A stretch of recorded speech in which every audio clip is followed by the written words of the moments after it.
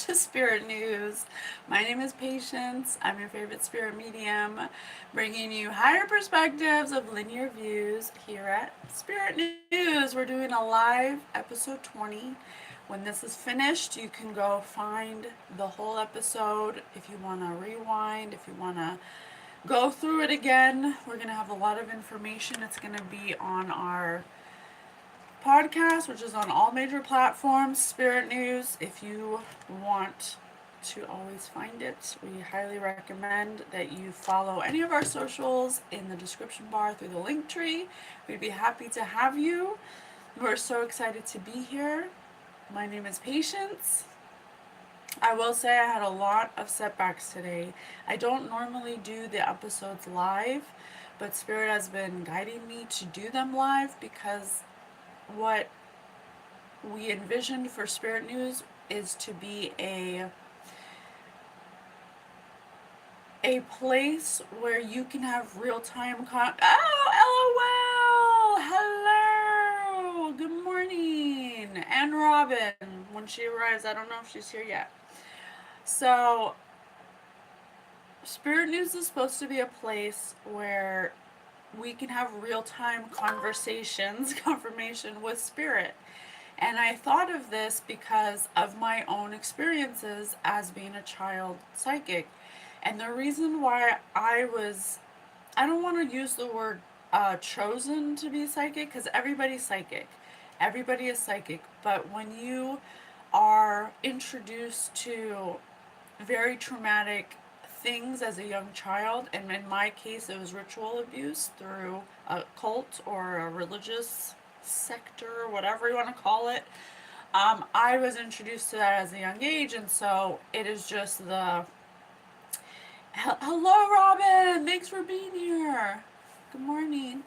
It is just the byproduct of that experience, but that was my blueprint, and so this episode of Spirit News came up because of my own identity switch and also recognizing through this sixth sense of sight or through this broadened awareness of other of another category of perspective, which I'm saying is supernatural. um, because I had that perspective, I asked a lot of questions, and what I noticed as I was changing my own identity is that actually every single era of my life, there have been people that I recognize as being shapeshifters. They always shift themselves depending on who they're with at any time. They're always shifting their personality.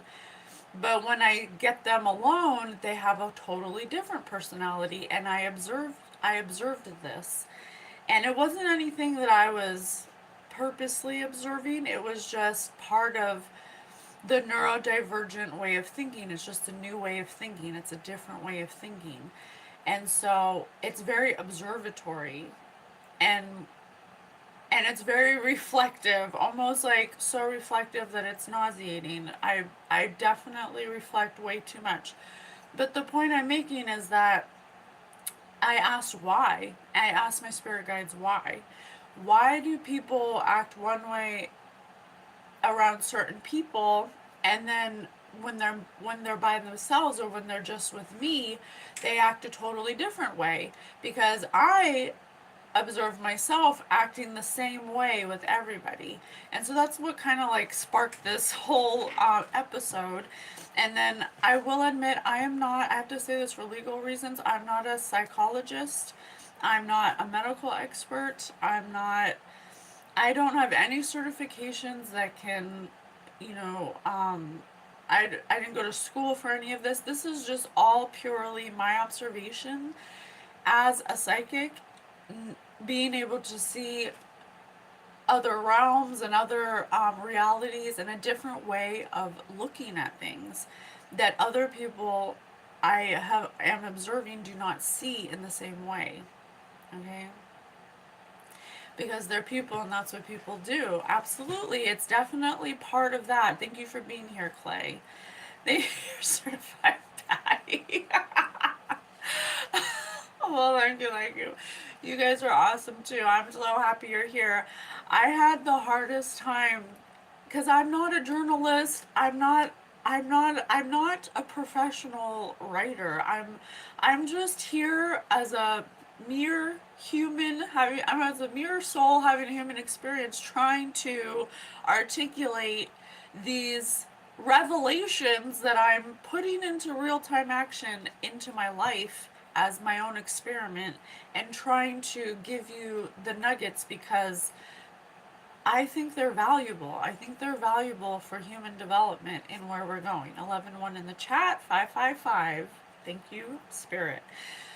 So let me say a little prayer before we get started because I do have a lot of interference. I woke up at my phone didn't charge. So I plugged it in and I woke up when it was at 44% at 4:04 a.m. So I know that there's a lot of pushback in this information.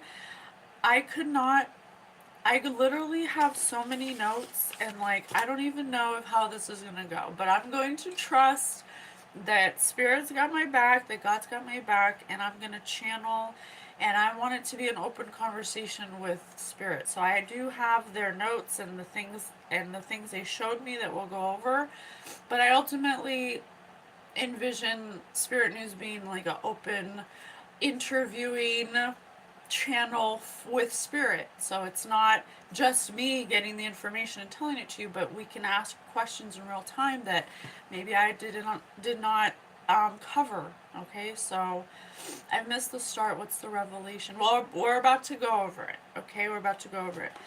So that's the reason why I asked this question. That's the why. That's how I came here.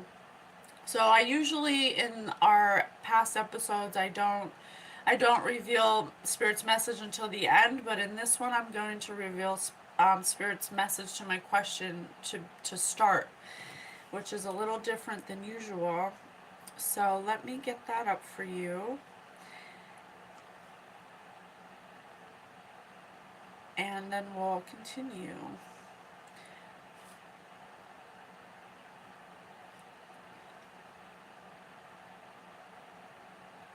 Okay.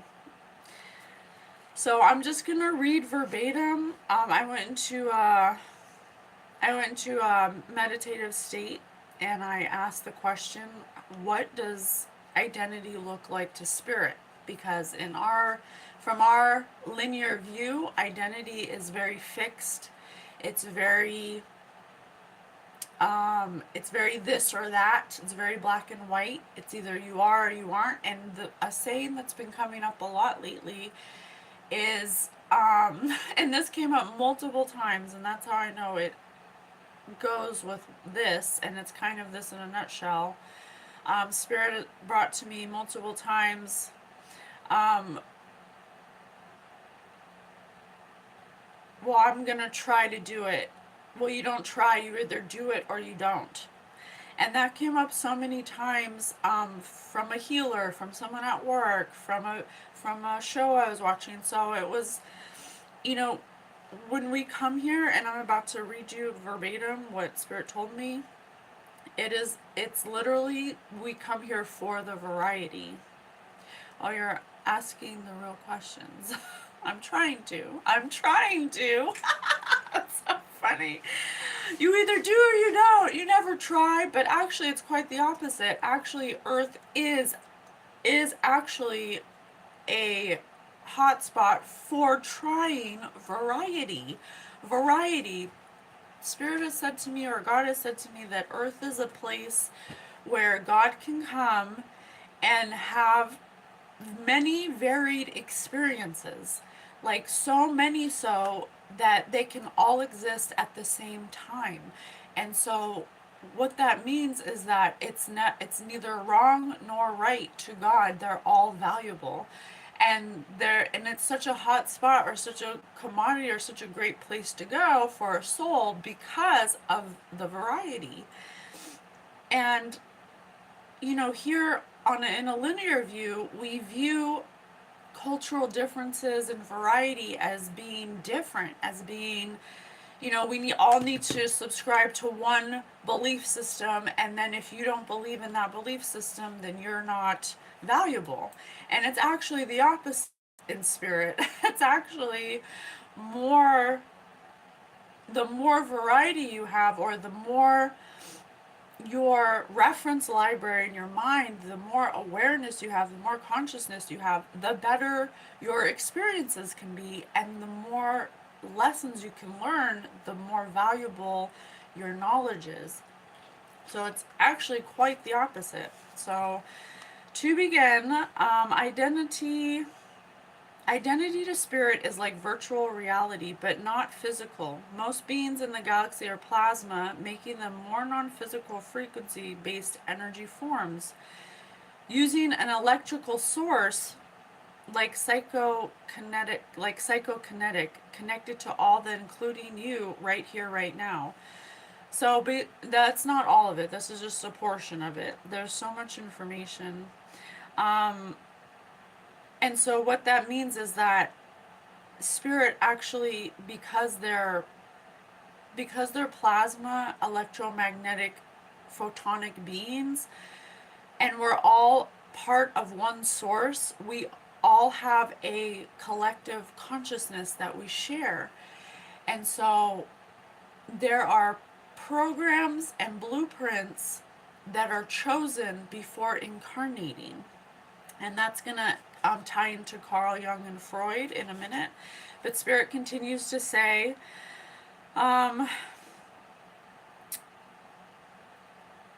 Spirit says,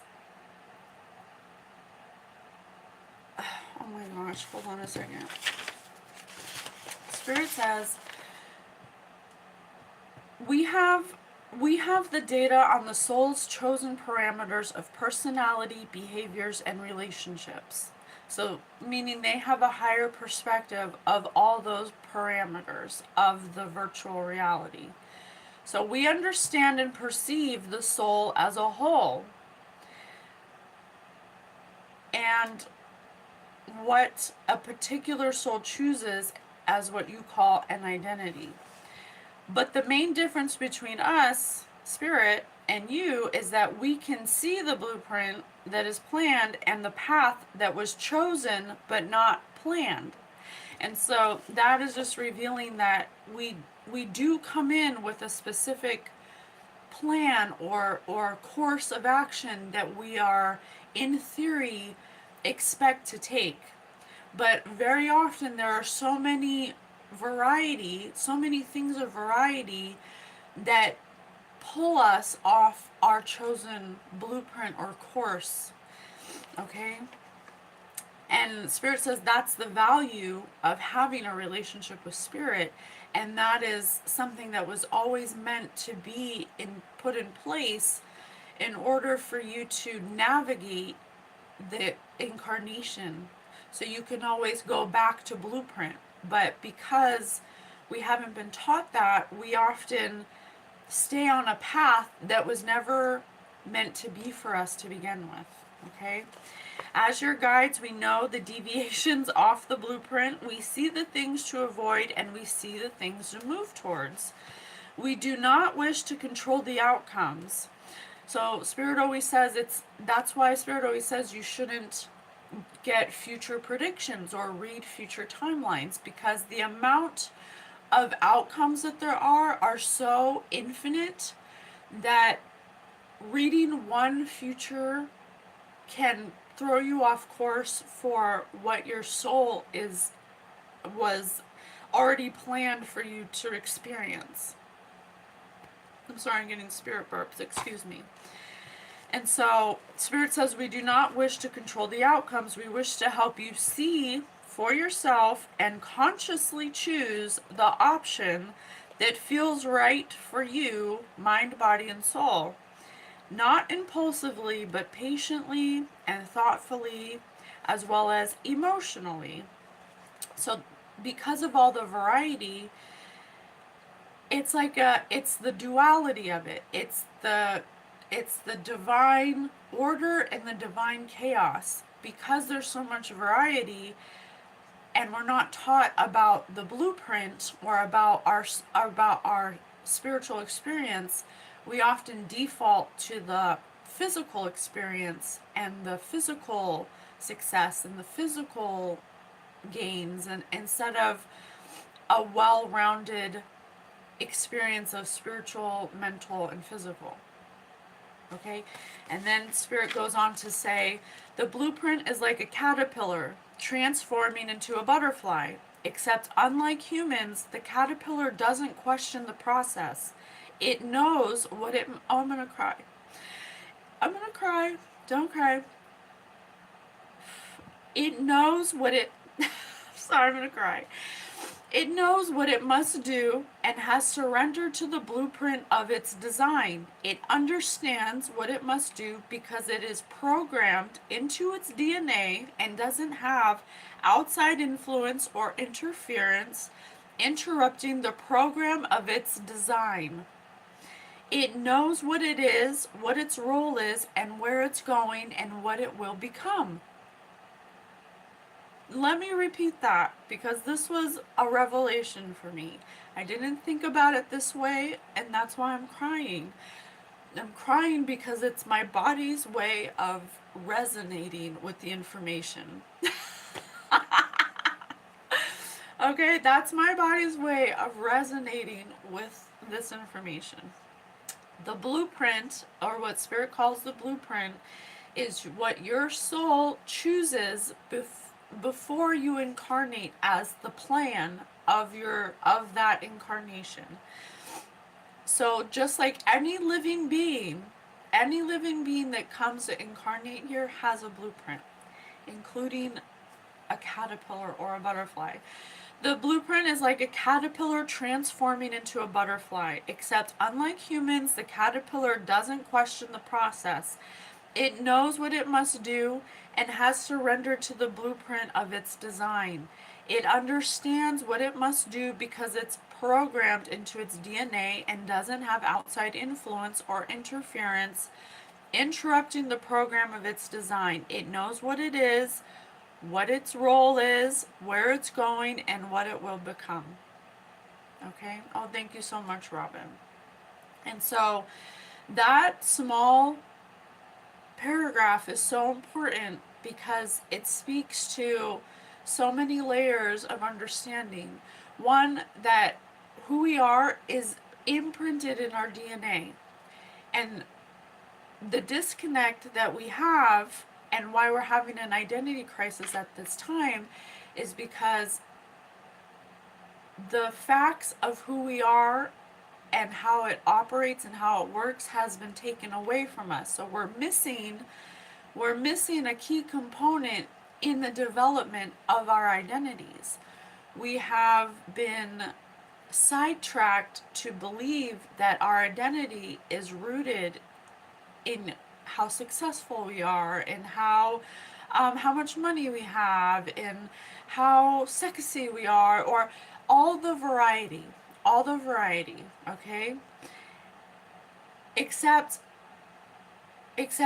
while we're developing who we think we want to become, the main component that we're missing is that we are not human. We're not human. We think we're human because we're having a human experience, but we're actually, the thing that animates our body is electrical. It's electromagnetic, and this is 100% truth because of this is our next, we're going into our next thing we're bringing up, is duality. The presence of duality tells you that there is an up and a down, that there is a wet and a dry. And the presence of duality is the default of the proof of electromagnetism, because of a plus and a negative pole. That they move the energy from one pole to the other, and so it's constantly moving. And that is what creates the electric charge, and each one of us holds the electric charge of positive and negative because we experience positive and negative through our emotions. I'm sorry I'm speaking different. I just want you to understand. And so I looked up in AI about electromagnetism, and it does say directly that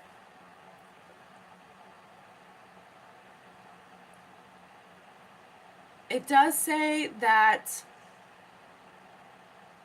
it says right here, let me tell you. Do humans share a frequency with Earth? And this is about electromagnetism. Okay, it basically says that electromagnetism in humans is a mystical concept, that it hasn't been proven and it hasn't been measured. But what I'm revealing to you now and what I want to share and what my findings are is that that's not true. The mere fact that there is up and down, wet and dry, hot and cold, happy, sad, that there are always two, proves that we are electromagnetic. Now, the reason why this is important is because when when our vessel dies and when our physical body dies, we don't stop existing. We just return to our photonic state, which is the electric and negative put together as one again. Okay? We're all gonna be alone when we die. Well, that's not true. That's absolutely not true. We're not even alone now. So that's not true.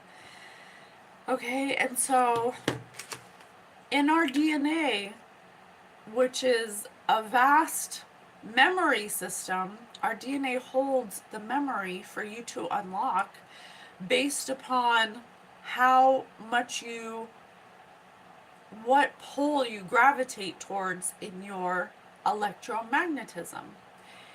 Now, this is important because if you were to have your electromagnetic toroidal field measured, and you had that measurement say if you are oriented more towards a positive or more towards a negative, it would help you understand where you're at in your consciousness.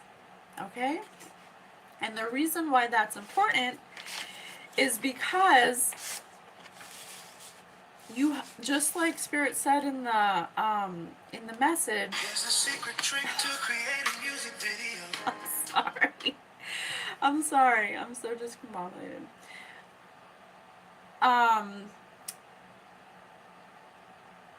Because the caterpillar doesn't have any outside interference, which for us, for humans, would be trauma, wealth, money, secret societies, magic, all these things, being gay, transgender, all of these things, being black, being white, being a woman, being a man. We have a lot of outside influence and interference that will dictate or throw us off the original blueprint that is already 100% in your DNA at all times. It doesn't leave, it doesn't change. It's there for you to activate. You have to activate it. But if you don't activate it and you continue to identify in these very earthly ways without awareness or knowledge of more, then you perpetuate cycles until you come out of that hallucination of sorts. The world's realms, ways, and its effects on our experiences here. Does she know what she's talking about? That is the question here.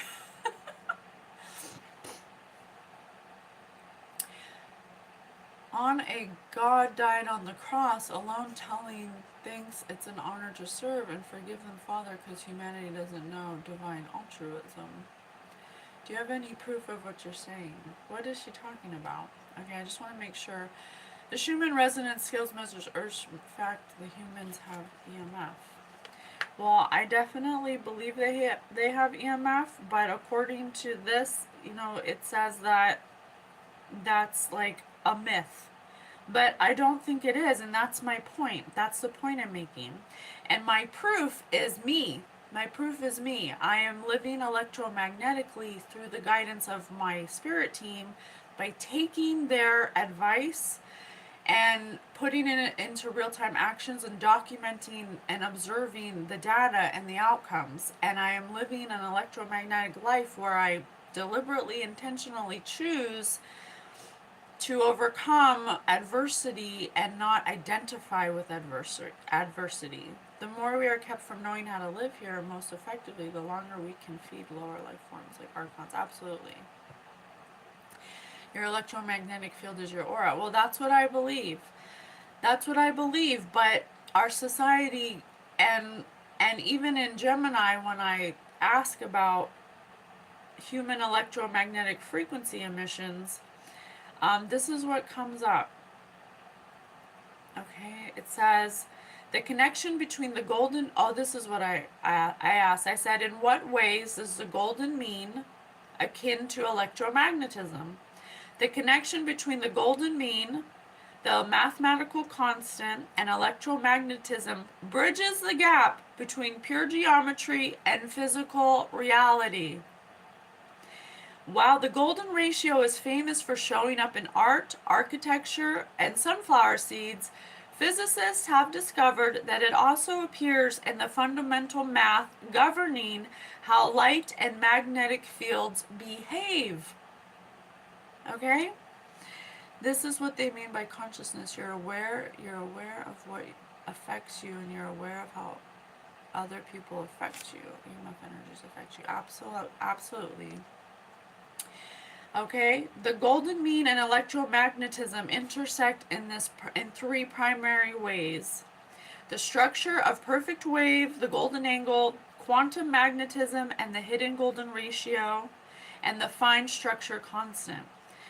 So you guys can look this up. Okay, I'm not making it up.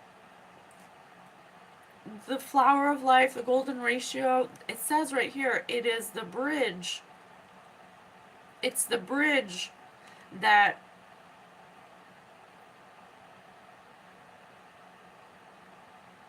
bridges the gap between pure geometry and physical reality. So what that means is that your ability to control your thoughts, which are electromagnetic, and your actions and your patterns and your behaviors will directly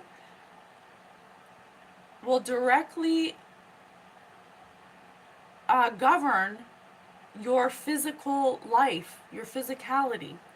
Okay? It is the bridge because we are electromagnetic.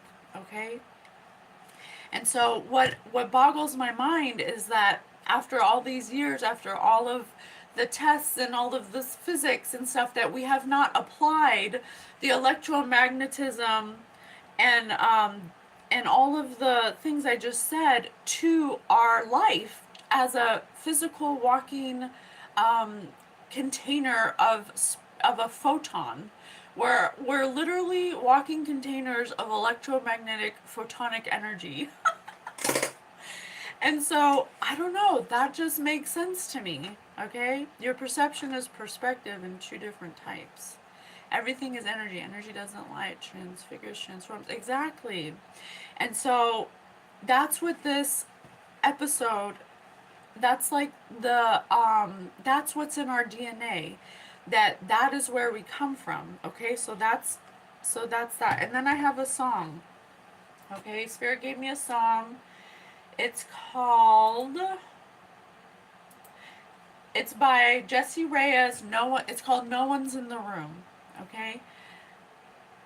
I go to church every Sunday, but teenage love still took my virgin skin. And the night after my first time I cried, 'cause I thought heaven wouldn't let me in. Meanwhile, the priest has got a boyfriend, and lots of teachers smoke weed after school. When you're young, they try to keep you in the cages, but most of them don't follow their own rules. Spend your whole life being graded, being told you're not enough, being told go find the one, and sit and wait for death to come. But I don't wanna. I need to talk to God. There's things I don't understand. Like, who am I when no one's in the room?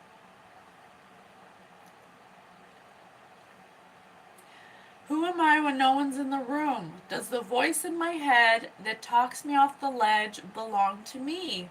Or does it come from the clouds? Who am I when no one's in the room? Go to school, get a good job, just to work your life away and pay your debts. And even those who live their dreams out cry 'cause all that glitters ain't what you expect.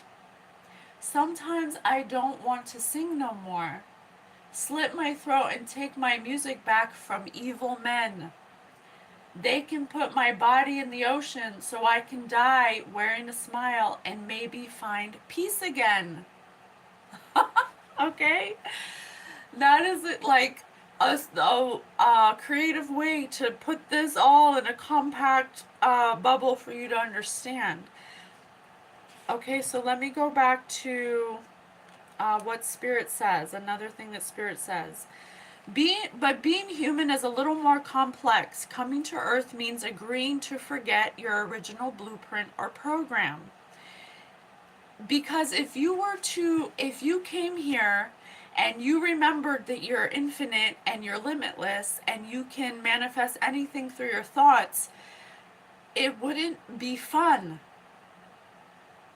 Okay? It wouldn't be fun if you went and you played a video game and you had all the cheat codes and you didn't have to go through every level to get all the Easter eggs and to find all the weapons and to get all the lives and to look at all the bad guys so you know the patterns of the bad guys, to recognize the patterns of the walks they take so you know not to go that way.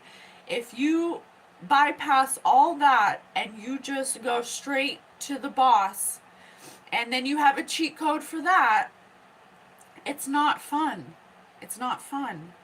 When you're infinite, when you're an infinite photonic, electromagnetic, frequential, non-physical entity, and you want to have a limited experience, you want limitation because you live forever.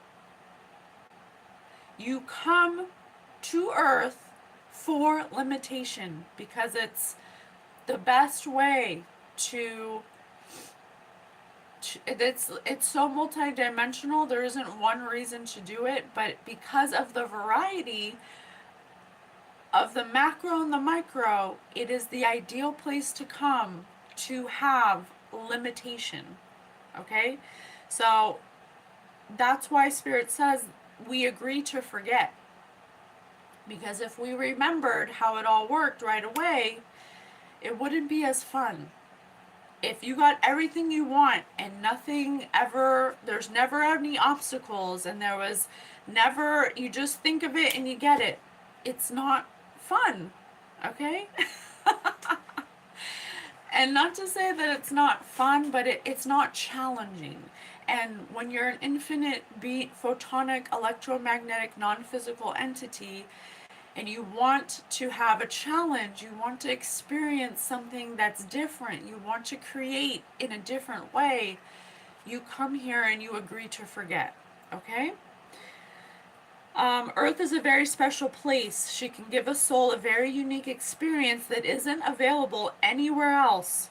Earth is a facilitator of extreme ascension. For souls that feel the challenges of a 3D human experience would be fun and most valuable for the evolution, growth, and development of the soul. Okay? When you come here, you can expect to experience duality because our vessels are running on an electromagnetic toroidal field that keeps a spark of energy to animate the vessel. Okay? And so if you want to be human and also electromagnetic, you have to come to the realization that you need to live electromagnetically, if that's what you choose. Okay? Thank you everyone for being here. I hope you're with me. Okay? Spirit continues to say, one of the required challenges of Earth incarnation is to temporarily forget your origins and true nature. But it doesn't mean that you can't ever remember, and it doesn't mean that you ever stop being that. Just because you're human, you never stop being the divine, photonic, pure, positive, energetic force. You never stop being that. You're just in a physical, dense body that is designed to have unactivated your spiritual source so you can develop in a very specific way. Okay? In fact, it is one of many different directives that can be attained or achieved at any time throughout the current incarnation. It also means that even though you may temporarily forget your origins, you never actually stop being the divine spark of creation you are. And that takes us to Carl Jung and to Freud. Okay, we did a reading with Carl Jung and Freud, and I think that was part of the reason I wanted to learn Reiki healing. Absolutely, because Reiki is a way to harness your electromagnetic source creative energy and to deliberately and intentionally use it for healing or for blockages for energy work. That's how it manifested in that way. That is one of many varieties or ways to do that specific thing, right? But it doesn't mean that everyone has to do it. It doesn't mean that everyone will be drawn to it in that specific way. It doesn't mean that even one person has to do it that way. And Reiki is just one specific way to harness energy. It doesn't mean that there's not 50 million other ways that it could show up. Okay? And so that brings us to Carl Jung. So Carl Jung and Freud we're starting with identity and psychology, because this episode is about the disconnect that we're having, and it's creating a mental imbalance in our society that is not being corrected through pharmaceuticals and through psychology. It can help, and it can definitely and I definitely recommend anyone who is under mental distress to go seek therapy. LOL is our what's it called? Our house psychologist, and so I'm really excited to see what he has to say about this.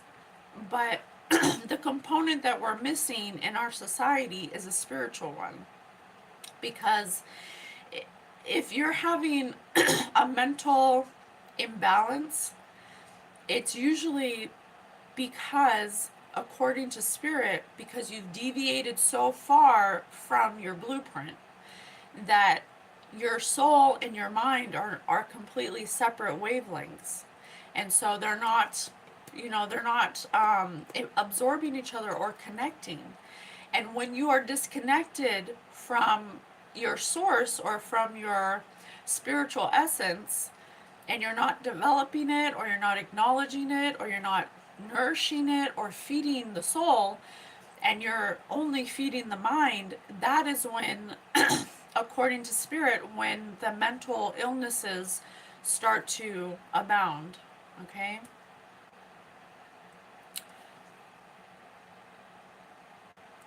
There's quite irony in needing thousands of people to convince you that you're enough.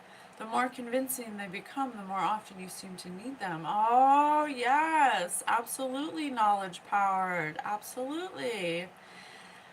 Are something as child's playing the drama queen to attract attention is not meant to hurt, really. I pray God to forgive them, because we know doesn't know what we do. Absolutely. You guys are bringing up a lot of things that are going to come up, and I'm very grateful for that. And so let me get my notes for... So the question I had for Carl Jung and Freud is, can someone's psychology change based on the choice to do so? Okay, so, and in my experience, absolutely. In my personal experience, I've had many what we would call personality disorders, people with personality disorders. And one and only one in my whole life has made a choice to be better and has healed themselves by, or is in the process of healing, a narcissistic personality disorder through the acceptance that the way they think is counterproductive to happiness. Okay? Let me say that again. In my experience, in my own life, I have a person in my life who could be categorized as narcissistic personality disorder in the past that has made a choice to change their way of thinking in order to facilitate a happier life. They have recognized that their past behaviors and actions that were in the narcissistic personality disorder, yes, you can. I'm telling you right now, you can. But it was a choice. Now the problem is that most people who have a personality disorder or a mental disorder do not accept or reveal or become aware that the way they are thinking is counterproductive to their happiness. They continue to perpetuate and deflect responsibility that their own actions cause their own inability to be happy. Okay? But I have someone in my life, and I'm going to cry again, who I love deeply, who I share a strong bond with, that was not always perfect. And what we're practicing in this relationship is radical forgiveness. And the for both of us, towards each other and ourselves. And by doing this, we are holding each other accountable every time there is something that makes us feel uncomfortable, makes us question ourselves. And then by doing this, by being brave enough to do this for each other in this radical forgiveness energy, we are healing a narcissistic personality disorder. Absolutely. I'm not a medical scientist. I'm just following Spirit's guidance. And this is the question that came up. Can someone's psychology change based on their choices? And the answer is yes. If we can practice radical forgiveness for ourselves, for others, and we can both sit in that radical forgiveness, in that bubble, knowing that it's a safe place to always bring up, I don't like it when you do this, I'm noticing you do this, and always having the courage to do that, to hold accountable people's behaviors, actions, words, emotions.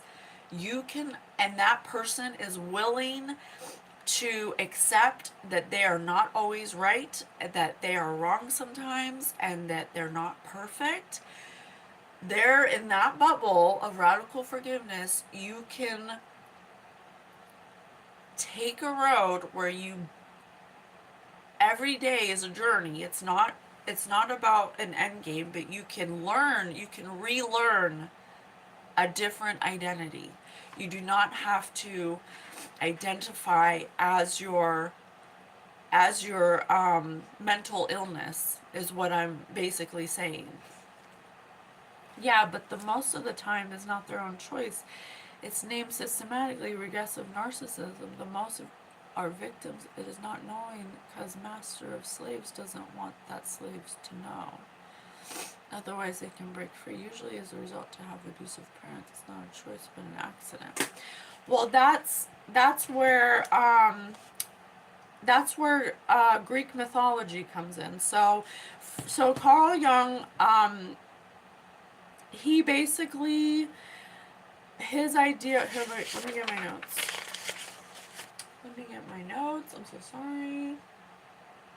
He believed in the collective unconscious, that our behaviors and our patterns and our mental illnesses and everything is has an underlying connection of a collective unconscious, meaning that there are unconscious programs or um, blueprints that dictate, our path that we take and our behavior. Okay, and so the reason why that's important is because he was really touching on a truth that I think is very important, that can be dated back to mythology. Now, mythology was the ancients' way of identifying certain behavior patterns in the collective at the time. So, mythology, psychological mirror.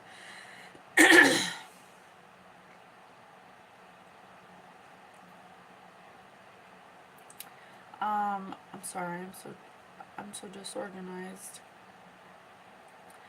Okay, and so, like, let me see. For instance, as an example, I said, what real life true crime story can be akin to the story of Medusa in modern times? Because we have all of these ancient mythological archetypes that have been created that are the same in every culture.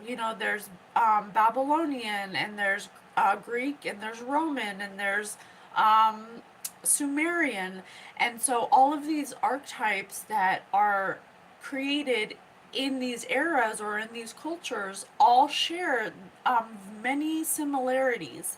And then fast forward to Carl Jung, he's picking up on this too because of he has, he's privy to knowledge because his grandfather is the 33-degree Mason, which has, mystery school knowledge based upon ancient books and artifacts. And so the connection we're making is that it's the same today. We have these programs that the soul gets to choose in order to have, or in order to unfold or absorb a specific lesson. And so, for instance, say, Medusa is a program. Okay, the story of Medusa. Do you all know the story of Medusa? Do I have to? Let me tell you. Okay, so my question was, what real life true crime story can be akin to the story of Medusa in modern times? Okay, and Gemini said, to map a modern true crime story to the myth of Medusa, we have to look past the pop culture version of her as a born monster and look at her actual origin story, okay? Or most famously chronicled by Ovid. In the myth, Medusa is a beautiful mortal woman who is brutally assaulted by the god Poseidon inside Athena's temple. Instead of punishing the perpetrator, Poseidon, Athena, the authority figure, punishes the victim. Medusa is transformed into a monstrous creature with snakes for hair and a gaze that turns men to stone. Isolated from the world, feared and viewed strictly as a monster, later a hero, Perseus, hunts her down, decapitates her, and uses her head as a weapon and a trophy. Okay? There's a difference of being what you are from being manipulated over being what you are from, the rewards of positive reinforcement. Nature versus nurture, right? Absolutely. Yes, LOL. And so, well, let me continue. Yes, there's absolutely nature versus nurture that we're going to bring up too. I always thought Medusa was hot. Well, she was beautiful. She was very beautiful. In modern true crime, the absolute closest parallel to this dynamic, where severe trauma transforms a victim into a feared perpetrator, public institutions fail them, and the media creates a literal monster out of their survival, is the case of Eileen Wuornos. Okay, Eileen Wuornos, the parallel. Eileen Wuornos was an American serial killer who shot and killed 7 men in Florida between 89 and 90. While the media quickly labeled her America's first female serial killer and a cold-blooded monster, a look into her history reveals the tragic Medusa trajectory. Hi Ashley, thanks for being here. Just as Medusa was violated and then abandoned by the gods she served, Wuornos' early life was defined by extreme systematic failure. She suffered severe physical and sexual abuse throughout her childhood at the hands of family members. By the age of 15, she was kicked out of her home, left entirely unprotected by society and the legal system and social services. To survive, she resorted to street sex work, constantly exposing herself to violent men in a world that viewed her as disposable. The gaze that kills, the transformation. Medusa's curse made her lethal to anyone who looked at her, transforming her from a vulnerable maiden into a lethal threat. For Wuornos, the catalyst for murder was an act of extreme survival. Okay? Her first killing was Richard Mallory, a convicted rapist who violently assaulted and tortured her. In that moment, something broke. To protect herself from a world of Poseidons, she hardened. Her trauma weaponized her. She began preemptively killing her clients, viewing every man who pulled over on the highway as a lethal threat. Her survival mechanism became monstrous. Exiled to the cave, societal ostracization, Medusa was banished to a remote island, completely cut off from humanity because she was deemed too dangerous to coexist with society. Eileen Wuornos lived her adult life on the literal fringes, living out of cheap motels, cars, and the woods along Florida's highways. Society ignored her when she was a starving child and a battered woman, only acknowledging her existence once she became dangerous. Okay? The hero's trophy. The media exploitation. The final component of the Medusa myth is Perseus taking her head as a trophy to achieve glory. Following her arrest, Wuornos was surrounded by people looking to cash in on her monstrous status. Her own defense attorney notoriously smoked cigars and negotiated movie deals during her trial rather than defending her properly. Her adoptive mother legally attempted to sell Eileen's story rights. The police officers who caught her were later investigated for trying to secure movie deals before she was even convicted. Like Medusa, Eileen's humanity was entirely stripped away so that she could be commodified as a horror story. The core truth, neither Medusa nor Eileen Wuornos started out as monsters. They were human beings who suffered unspeakable violations, were failed entirely by the structures meant to protect them, and were ultimately twisted by their own survival instincts into something tragic and lethal. Okay, so the way that this is coming together with psychology is this is an archetype, and Carl Jung believed in archetypes. Okay, it's about, sorry, let me get my notes. It's about a blueprint. So if Eileen Wuornos' soul came into this incarnation and the beginning of her life was riddled with abuse and trauma, it doesn't mean that she is the trauma. The blueprint or the program she chose, the program carries trauma to bring her into something else. And that's the point we're making, is that the persona, the mask, we wear to adapt to society. And then Jung said there's the shadow, the hidden, darker, or repressed parts of our personality, the anima, the animus, the inner feminine and masculine in men and women, and the self, the unified consciousness and unconsciousness of a person.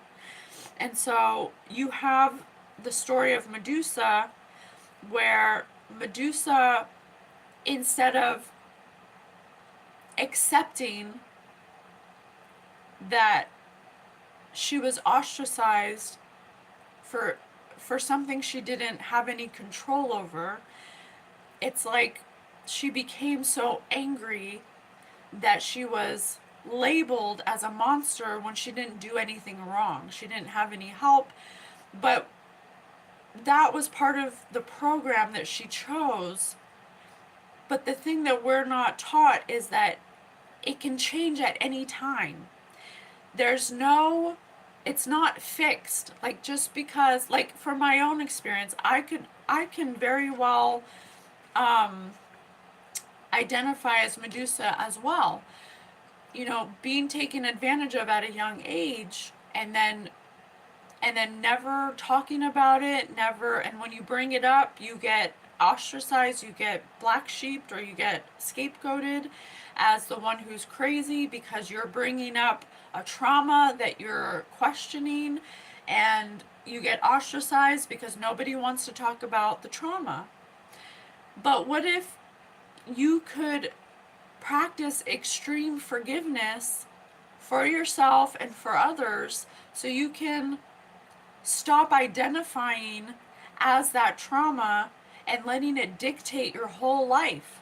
You know, Eileen Wuornos, her whole life, she was in survival mode because everyone she came in contact with, she viewed as a threat.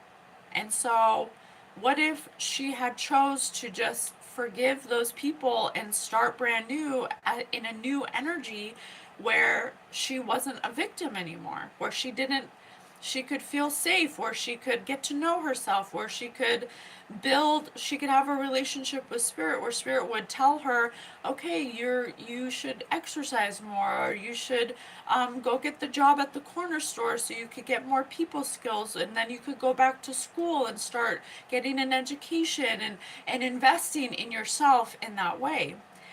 You know, we often think that we don't have any support because we don't have any family members. But just like someone said before, you know, you were born alone, die alone, and that's not true. And so that's what Spirit said earlier, and the benefit of accepting that you're a spiritual being means accepting that you have spiritual guidance at all times. When your family fails you, when the system fails you, when authority figures fail you, who do you have? You have your soul. And so whether you want to categorize it as God or source or just your higher self, just your version of yourself at its highest potentiality, whatever you want to label it as, it's never not there. It's never not there. It's never there. I mean, it's never not there. You're never alone. Archetypes are just forms that we use as parameters to understand. It's an oversimplification that renders the individual into a form that isn't entirely accurate or valid. Absolutely. And so, LOL, you asked me if Medusa is real. Medusa is real and not real at the same time. Medusa's real in the spiritual realm in the way that happened, but the way it comes down into physicality is Eileen Wuornos. And so they're both real. They're just different. They're different vibrational levels of each other. A Medusa is how it looks in the spiritual realm. And that's why it's an archetype, because it is the blueprint or the overall arching program that comes down into physicality and is experienced in a very specific way, like Eileen Wuornos. And so she has the archetype of Medusa. And so that means that that's her program that her soul chose. Does that make sense? Now, unfortunately, and this is where Freud comes in. Okay, this is where Freud comes in. So Freud unlike, so Jung is about the collective unconscious and archetypes, okay? Freud is about an individual's personal experience, but it's both. It's both. They both affect each other, okay? It's just that the myths, all, let me look that up. I forgot to look that up. 1 second, please. Um, yes, here it is. Okay. So,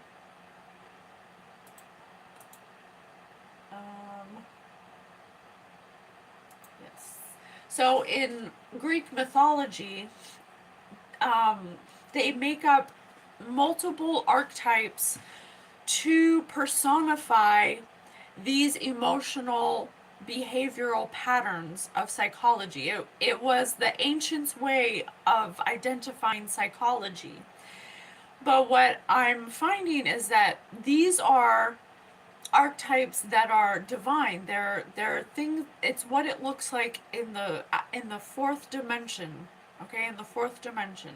Okay, and so the family tree of Greek mythology it starts from chaos. Okay, and then you have Gaia and Uranus, which is earth and sky, that created the Titans, which is Cronus, that's time, Rhea, fertility, Cocos is intellect, Phoebe is prophecy, Ceres is the constellations, Eurbia is sea power, okay, and then from Uranus bloodline or sea foam you have Aphrodite and Hecate, where Hecate is magic, witchcraft.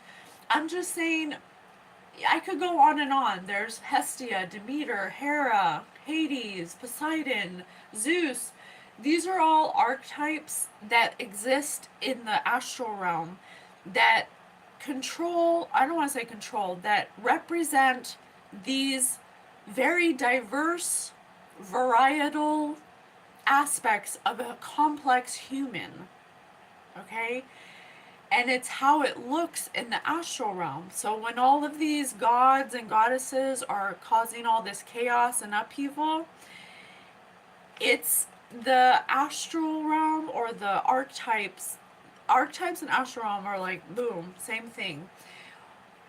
It's what has to happen first for us to have an emotional experience, which is what Freud was focused on, an individual personal experience, which is what Eileen Wuornos went through. Do you guys understand what I'm saying? If Mars and Venus were your parents, you would know. I don't know what that means. Okay, so what Spirit is revealing through Jung and Freud is that these are two founders of analytical psychology that both came at psychology in different ways, but they're both important. It's both. And so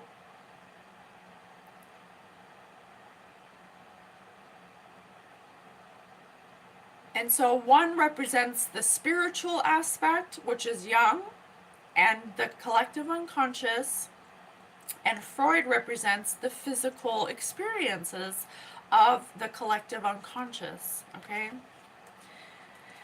Whew, this is so much information. I'm literally not a psychologist. Oh, someone wrote a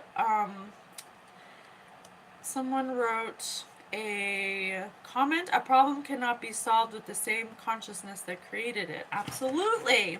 Absolutely. Which brings us to psychology, and Spirit brought to us, besides Freud and Carl Jung that represent the physical and the astral representations that are both important, okay? Because my question was, can someone's psychology change based on choices to do so?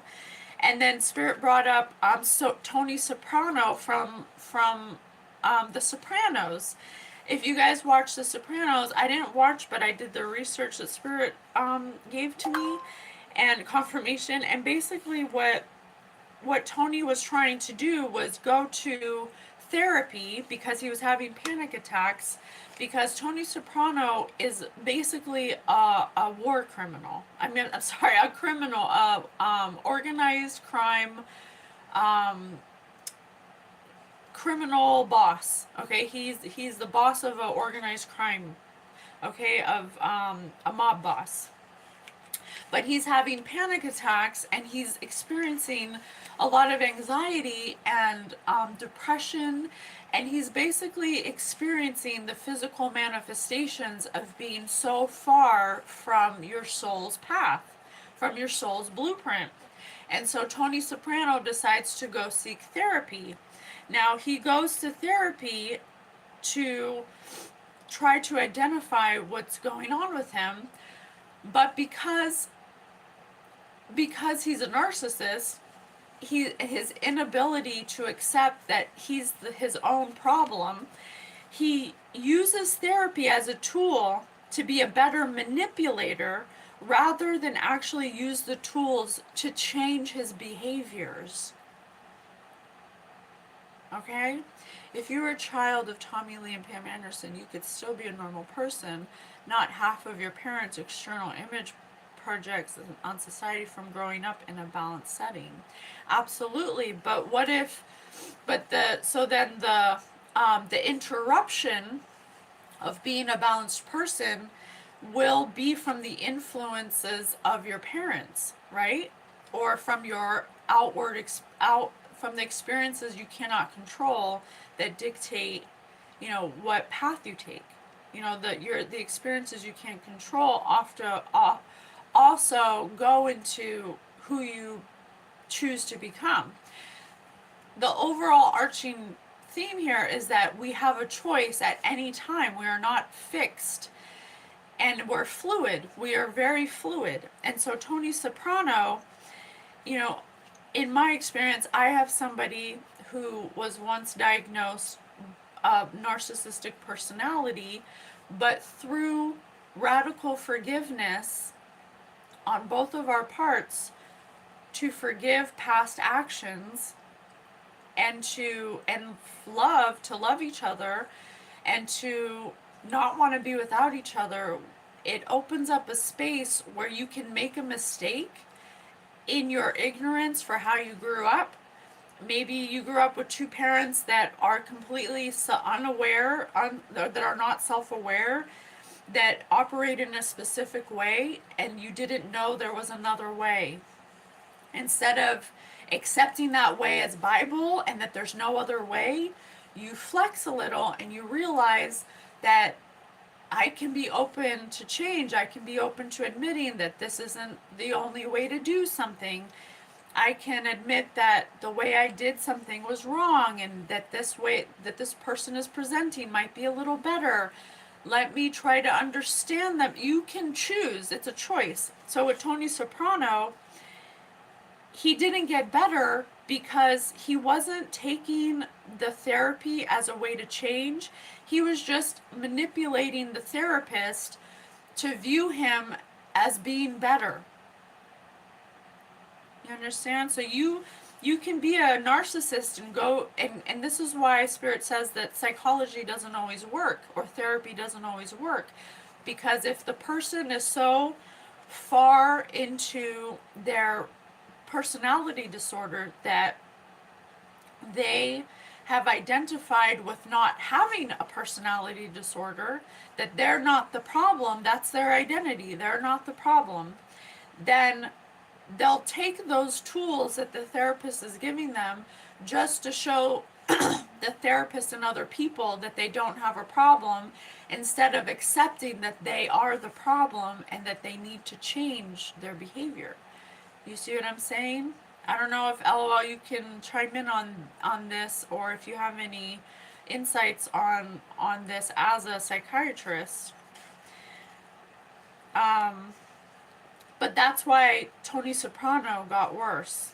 The pattern doesn't produce the wound produces the pattern. Okay?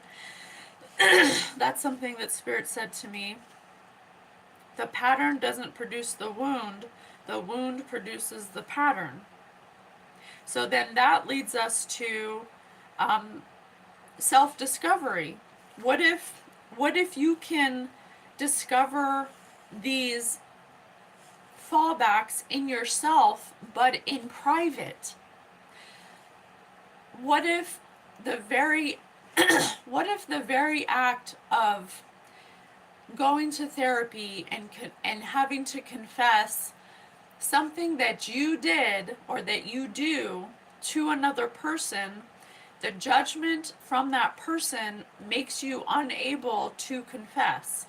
So then what do you do in that moment? And that's another benefit for spiritual guidance, is that Spirit never judges you. Spirit already knows what you've done. Therapy can become a setting wherein the subject develops an innate desire to manipulate the therapist, and what was once a healthy dynamic is rendered null. Absolutely, right? Because sometimes it's not about, talking to another person can be very healing, and it can work for a lot of people, but the very essence of mental health is that a lot of people choose to identify with their mental illness, and then they'll go to therapy and and they get attention from the mental illness, and so they'll continue to act or behave in ways that elicit these emotional responses from people around them, because oh, I have anxiety, I have depression, so that means I'm always going to be sad, I'm always going to have anxiety. But according to Spirit, these emotions are just ways to identify that we have deviated from the blueprint in some shape, form, or matter. Okay? And so it's different for everybody, but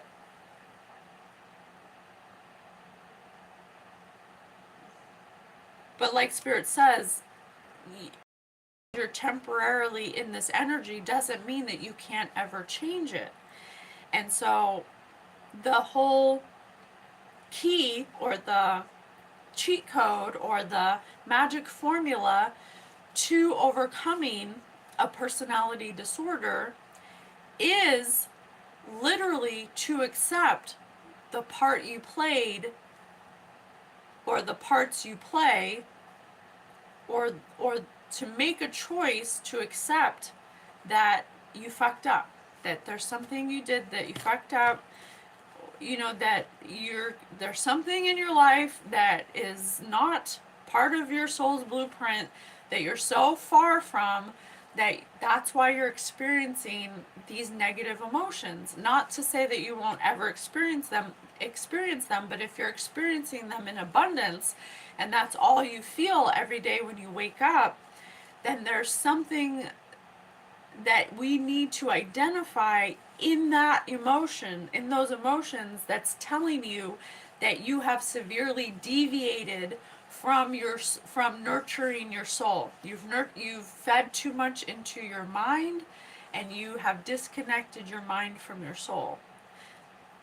And I think that's one of the key identifiers that we can identify, the words identify today, to let us know when we're in that space of disconnection, and that you can totally come back to it just by being able to identify that you are disconnected, and it could possibly be your own fault. Okay, not to say that there's not other things that come into play that have attributed to it. Okay. Oh, so much information. And then one last thing I'll say about Carl Jung and Freud is that, let me get this thing up.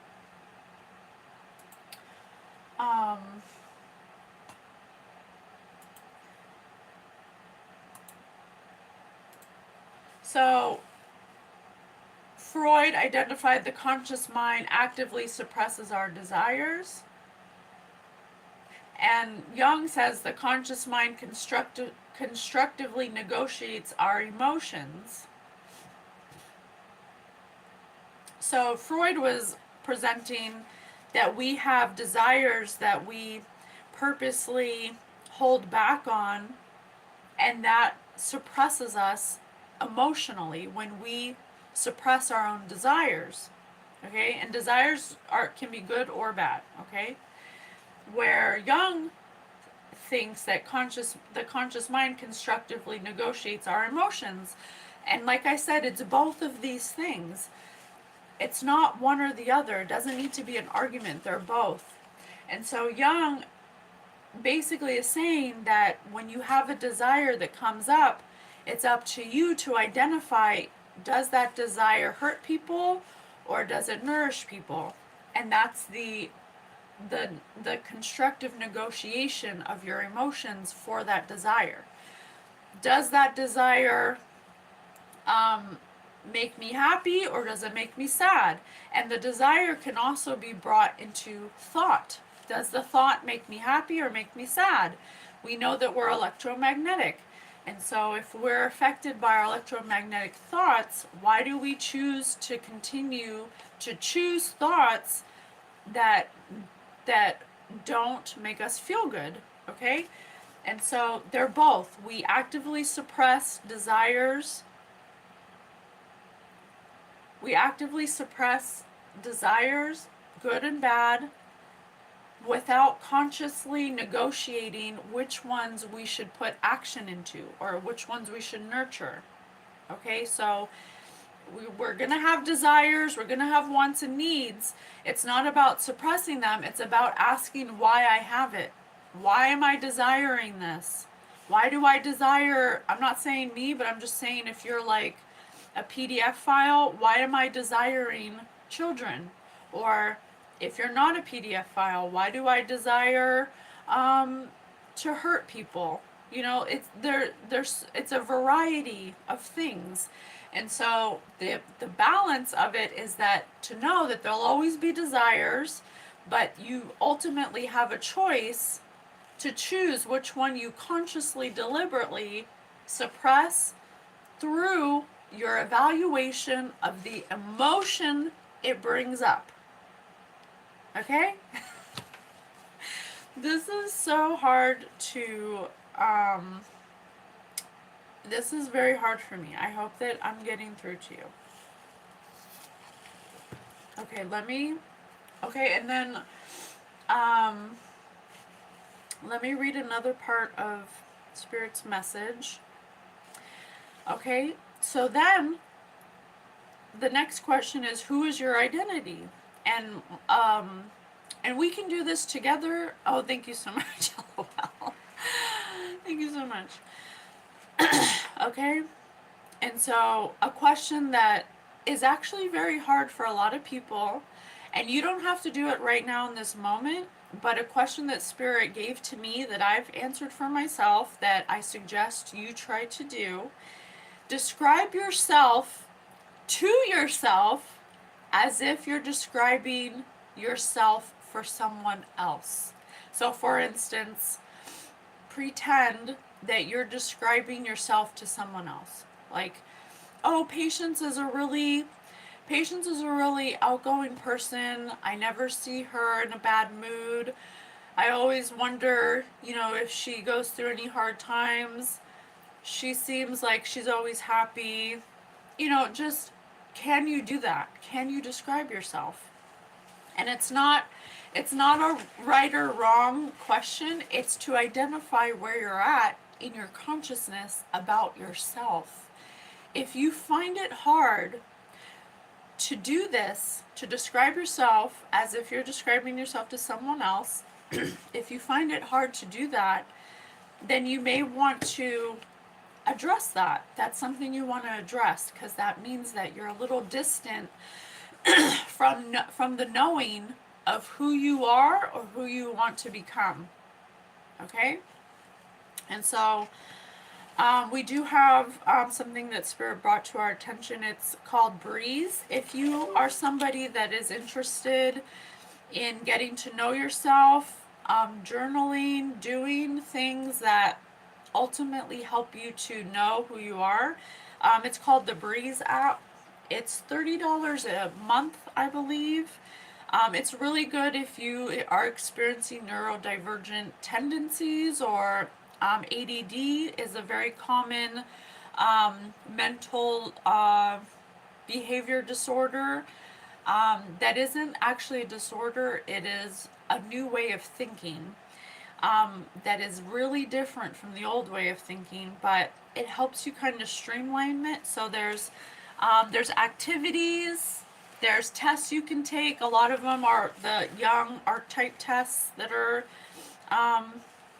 personality tests, temperament type, emotional intelligence, masculine and feminine energies, empathy level. What I also like is they have a therapy option. If you're feeling like you want to talk to somebody, they have an assessment. You take the assessment, and then it can offer you support based on your assessment through BetterHelp. When I was going through my post-traumatic stress-induced disorder a few years ago that activated my spiritual abilities, I went to BetterHelp, and I was in group therapy for post-traumatic stress disorder, and I had a therapist, and it was very helpful to just know that what I was going through wasn't me going crazy.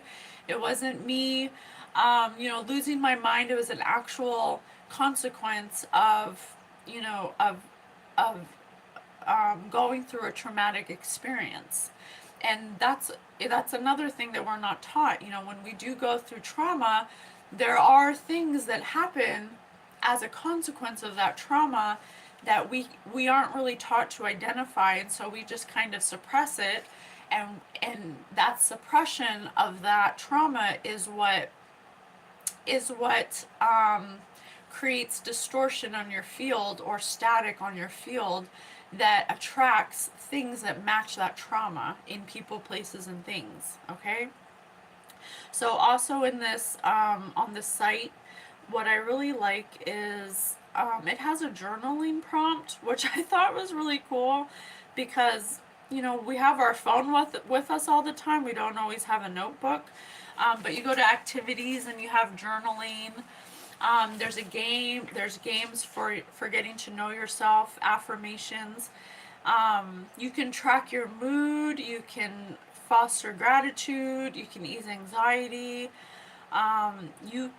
You can jot down, like, why can't I see this? Yeah, I said, today I worked and I have so many things I want to do in a good way that I get all discombobulated trying to fit everything in. And so, it's just a healthy way to get to know yourself. So I thought this was very valuable. If you find it hard to sit down and take action to getting to know yourself, you don't know where to begin, there's a lot of awesome prompts. It's called Breeze. It looks like this. Breeze. Okay, so that's an app that can help you if you're interested in that. So let me get to the rest of Spirit's message, and we'll continue. Sorry, I have a commercial on my notes app. Are you guys following along so far? Do we have any questions or anything that is coming up? God is the better healer for sure. In the begin, words was with God, and words was God, John. Only divine altruism can teach infinite mind for patience. The light, the stars, the Milky Way. Okay, thank you for sharing. Okay. So who is your identity? And then we had the question or the exercise, describe yourself to yourself like you're describing yourself for someone else. Okay? If you can do that easily, then you're in a good place. But if you have a hard time, then you will. Oh, thank you so much. Oh, Lucas, hello. Thanks for being here. But if you have a hard time doing that, then you may want to consider 222 in the chat that you may want to consider getting to know yourself, okay? And so, let me see. So one of the other um, so one of the other things we wanted to bring up with identity is, oh my gosh, where the hell is it? No. Okay, thank you. Oh, thank you, God. So nowadays, thank you for babysit patients for free. So in our modern news and current events of what's happening, one of the cases I found really interesting was the case of David Anthony Burke, the musician known as David. I asked which ancient myth could be akin to the story of killer David Burke, because I was very interested in the psychology of David Burke. I've listened to multiple interviews with him, and he seems to wear a different mask, and he talks about all these ways where he gains all these creative outlets to create his creations, but then he also admits that he never actually wanted to be a musician, that his overall path to fame and fortune was him being on the internet, on Discord, doing live streaming, and that's how he blew up. But he got his streaming platform taken away because of controversial things that he would stream. And then I was getting into his background through his parents, and I thought it was very interesting because he's only like 21, 22, and yet, and he's mirroring a balanced persona, but his childhood would tell me otherwise. And I'm not a psychologist, but what I learned is that he was homeschooled, and his parents took him out of school and at a young age let him go on the internet and do whatever he wanted on the computer without any parental supervision and without any restrictions. And so basically his social uh, his social skills were built based upon the web, a very distorted place to build social skills. I wouldn't say that's the best place. And he admitted, oh, no problem, thank you, Image Elohim. And he admitted that at a young age he came into contact with extreme images of gore, and he started to become addicted to looking up very graphic images of gore and of death at a young age, at 14. And with the absence of normal social cues that you get through school and through romantic relationships and friendships, he didn't have any of that. And so I'm wondering if that played a role in how it ended. If you guys don't know, David was charged in 2026 with the murder and dismemberment of a 14-year-old Celeste Rivas Hernandez to allegedly prevent her from exposing their relationship and ruining his rising career. Mirrors a deeply tragic and brutal archetype found in ancient myth. Now listen to this. The closest parallel in classical mythology is the Greek myth of Philomela and Tereus. Okay? In Greek mythology, Tereus is a powerful king married to Procne. He abuses his young sister-in-law, Philomela. When Philomela fiercely threatens to expose his crimes to his wife and the public, breaking his carefully curated royal reputation, Tereus reacts with extreme violence to silence her. To keep his secret safe, Tereus commits a gruesome act of physical mutilation. He cuts out Philomela's tongue so she cannot speak the truth, and then locks her away in a remote grove pretending she has died. Why the metaphor fits. The vulnerable victim. In both cases, the victim is a young female relative or acquaintance who is subjected to severe abuse by an older, more powerful figure. The motive of preservation. Tereus acts entirely out of fear that his high social standing and power will be destroyed if the truth comes out. Similarly, prosecutors allege Burke murdered Rivas Hernandez as a murder of a witness specifically to protect his financial gain and exploding musical profit. Extreme mutilation as silence. The ultimate horror in both narratives is the physical desecration used to enforce silence. Torias cuts out Philomena's tongue. Burke allegedly dismembers the victim's body and hid it away in an impounded vehicle to erase the evidence of his crimes. But what's ultimately fascinating about the mirroring of both of this archetype to this modern day story is that the perpetrator chose to do something that they knew was morally defunct, and then expected to continue to live this way without any repercussions, or to destroy the bridge, the link that would expose them, even though they are the ones that acted immorally. You know? So it's like identifying as someone who can get away with doing immoral acts and then expecting to come out a winner. And this goes back to electromagnetism, because that's how our universe works and that's how we work.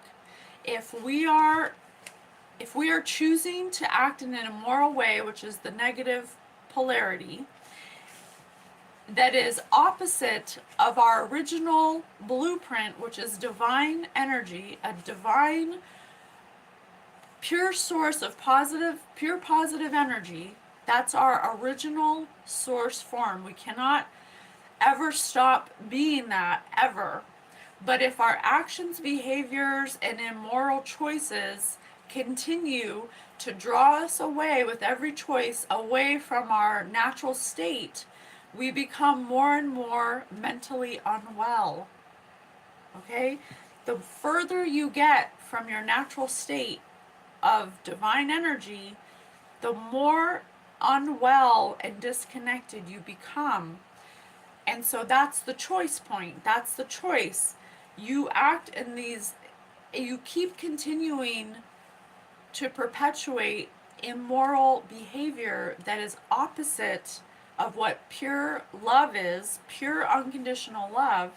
And I'm not saying that we come here in a human vessel to be completely unconditional. We forget.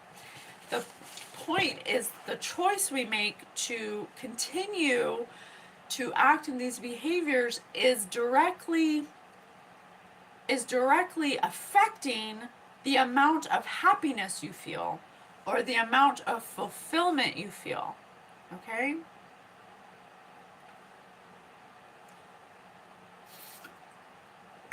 So ultimately, Philomela manages to bypass her forced silence by weaving her story into a tapestry, exposing Teresa's crimes.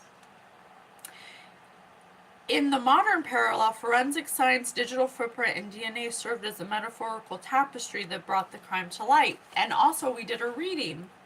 And we did a reading for Celeste. And Celeste brought to our attention that David's chip on his shoulder. You know, he was in a household that was very strict, and he was lacking validation from his peers, and so he went online to find validation from strangers that would validate his weird, kooky behaviors, and he could find people that were in that same energy that would validate and perpetuate his own kooky mind.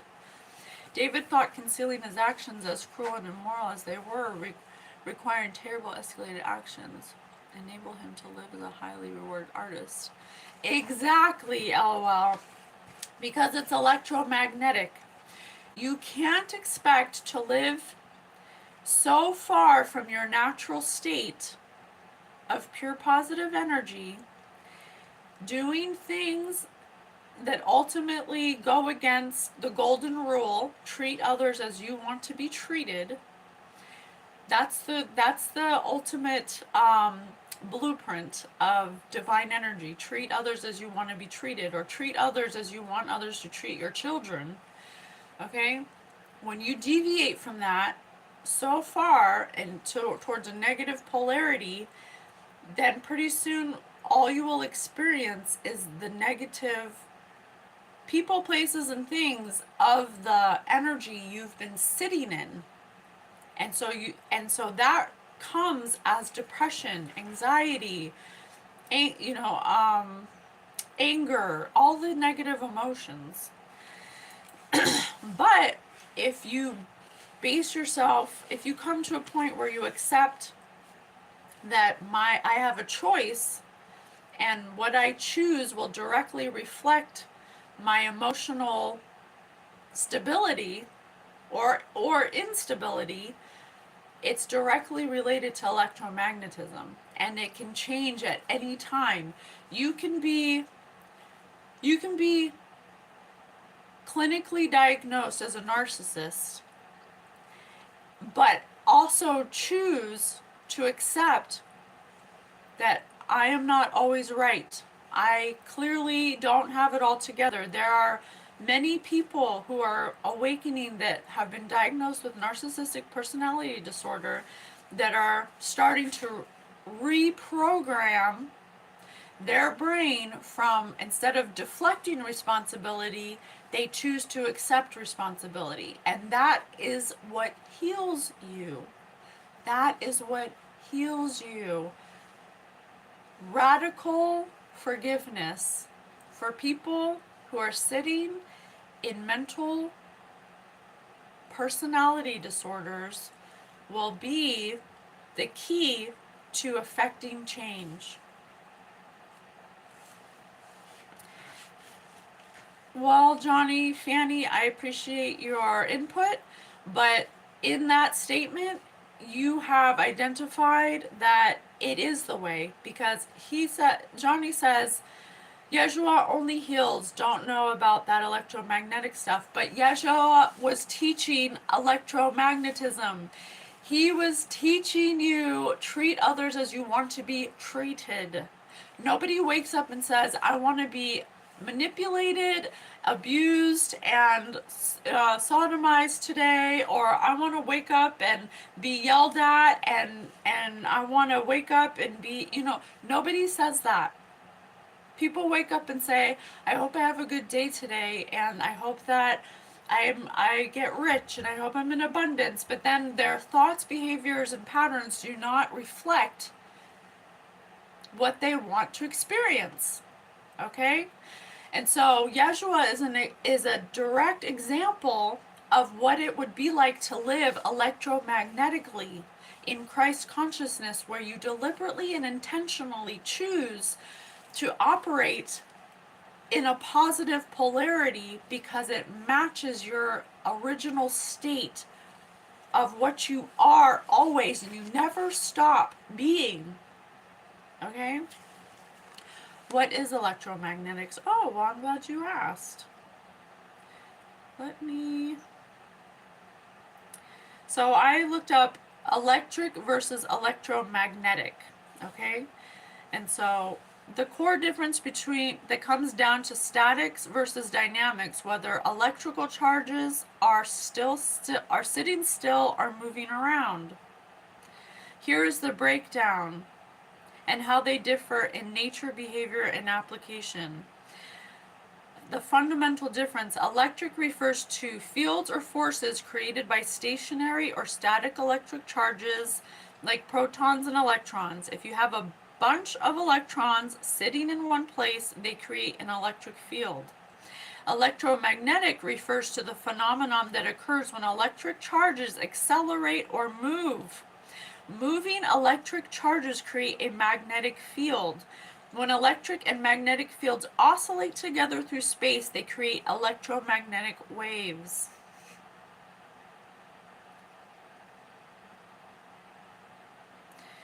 The golden rule. Didn't I just talk about the golden rule? The golden rule in the spiritual realm is treat others how you want to be treated. In the physical realm, if you want to have positive experiences, then you orientate towards positivity. You can have an electric field without a magnet, without a magnetic field, static electricity, but you cannot have a magnetic field without an electric current, moving charges. Together, their dynamic interaction forms electromagnetism. And that this statement goes to how spirit is always moving. Spirit is never not moving. When I go into meditation, or just when I think of spirit, or when I want to see spirit in my mind's eye as a psychic, as someone who has orientated their energy to receive, to be a match to pure positive energy, when I see them, they're always moving constantly. They're never not moving. And so when you're spirit in a physical vessel of density, it's so important to move your energy, because if you're stagnant in your thoughts, when you're stagnant in your emotions, you will start to experience the manifestations of depression, anxiety, and all the negative emotions, because because you've become fixed in your identity. You've become fixed in your trauma, fixed in your circumstances, fixed in the way you think. You're not open to different avenues or ways of being. You've become fixed, and spirit is never fixed. And so that is the difference between when you remain fixed and you're not open-minded, and you think it has to be a certain way, and you're not open to other ways it could be, you quite literally put a clamp on your development, and you start to develop these mental issues that are a way for your body to tell you that you are disconnected from nurturing your soul. That's quite literally what it's telling you. Because we're electromagnetic, you need to have a constant, Aristotle says the most divine thing you can do is accumulate knowledge, because you're constantly finding new sources and new, knowledge is power. And when you're constantly researching or looking for new ways of thinking, that is a way to move your energy, as well as exercise and your diet. These are things that you need to do in order to find fulfillment or feel full. If you are feeling unsatisfied or insatiable, it is a direct correlation to your electromagnetic field and what you are feeding it, and what polarity you're feeding. Okay? It's the same energy that allows you to speak to spirits on the other side. Yes, absolutely.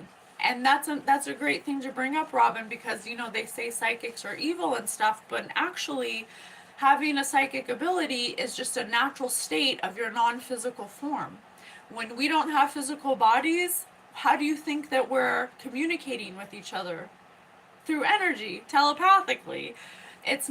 We don't have voice boxes, we don't have eyes, we don't have ears. These are all physical manifestations to observe a physical reality. But when you are not in this physical reality anymore, and you go back home, or you go to purgatory, you are not using physical senses to communicate anymore.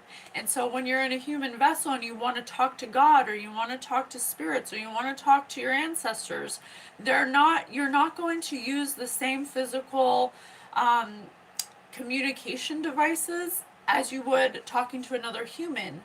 Okay? In the word of God, it's forbidden to talk to evil spirits or associate yourself in divination or sorcery.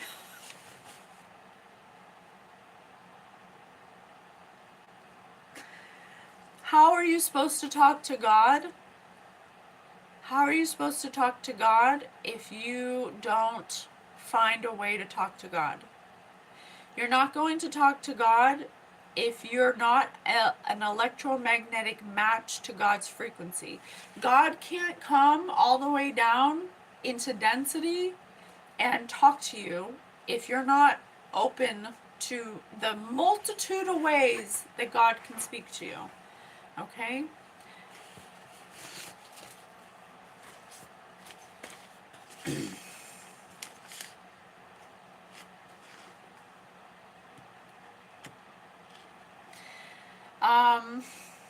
Okay. Moving on from that. Moving on from that. Don't you think it's weird that, how do you think Yeshua talked to God, Johnny? How do you think Yeshua talked to God? Do you think that God just chose him and then that's the only person that they could talk to? No, Yeshua said God can talk to anybody. You just have to orientate yourself to the God frequency to receive God's messages. You, the, a person who's exhibiting um, manipulative, narcissistic qualities isn't going to get a message from God because they're two different energies. Okay? God's not going to come give cosmic knowledge to the narcissist because the narcissist is going to abuse it and use it against people. And that's why the Bible says to not do it, because when you go seeking spiritual psychic abilities and you haven't healed and you haven't accepted your responsibility for your manipulation, you will use those tools that God has provided us as a way to speak to him against other people. Confirmation, okay? And so God doesn't care if you use divination. It's not about, this is an inanimate object. This is an inanimate object. This doesn't dictate whether I'm evil or I'm good. What dictates that is me. What am I using it for? What am I going to get out of it? What is my heart? What is my, the Pharisees have arrived. Oh, Robin, you're right about that. The Pharisees have arrived, okay? And so that brings us to, let's see, what should I do? I have so many things that I wanted. It brings up to this, Aristotle's Nicomachean Ethics. Okay? Nicomachean Ethics. This is by Aristotle. And this is a foundational philosophical text written by ancient Greek philosopher Aristotle around 340 BC. And I think most philosophers are psychic. Honestly, I do. Maybe they don't categorize themselves as that, but because of philosophers' innate knowing to gravitate towards divinity or positive polarity, they are able to receive these divine messages for us to know, for us to have, okay? Doesn't allow women to teach is not about male and female. Men are allowed to, because just God is good teacher, male and female. Being a constraint is fine. A contrarian is fine. Doing so to disrail the live is not. Thank you. Thank you, LOL. I've been encountering a lot of contrarians lately. The ultimate goal. Aristotle argued that everything we do is a means to some end. You study to get a degree. You get a degree to get a job. You get a job to make money. But what is the final goal that we want for its own sake? The answer is happiness. I'm gonna cry. I'm gonna cry. You don't want to be rich because you think rich is happiness. You think that being rich will make you happy. So the ultimate goal is not to be rich. You think that being rich will bring happiness. And so your ultimate goal is you want to be happy. Right? You go to school so you can learn something and get a degree. You work hard to get that degree because you want to help people. Because helping people makes you happy. Okay? The answer is eudaimonia, which is often translated as happiness, but it is better understood as human flourishing and thriving. It's not a temporary emotion like eating a good meal, but a lifelong state of actively living to your full potential. Okay? How do humans achieve this flourishing? Aristotle says you look at what makes humans unique. Plants grow and absorb nutrients. Animals move around and perceive the world. Humans uniquely possess the power of reason. Therefore, the good life for a human is one where we use our reason excellently to guide our actions and our choices. And it goes back to Freud and Jung. Using our personal experiences to navigate our desires and using our emotions to negotiate whether those desires are for our highest good or they are just perpetuating a temporary coping mechanism to feel good in the moment. Okay? So, it goes back to the golden mean. We talked about the golden mean earlier. To Aristotle, a virtue, meaning excellence, is a habit of character that enables you to make the right choices. He famously stated that virtue is always a balance, the golden mean between two extremes, duality, electromagnetism. I'm telling you, I am not making this up. So, for instance, the virtue, the golden, oh, I'm sorry. So the duality is excess and deficiency. Okay? Too much or too little. The golden mean is the balance between two and being able to bounce between both. Because in this world, you cannot know what you want if you don't know what you don't want. If you do not have a catalyst to initiate a program, like a Medusa program. Okay, Eileen Wuornos had the Medusa program initiated. Her goal was to not gravitate towards good or bad of that program, but to find the balance and the lessons of that program that she chose.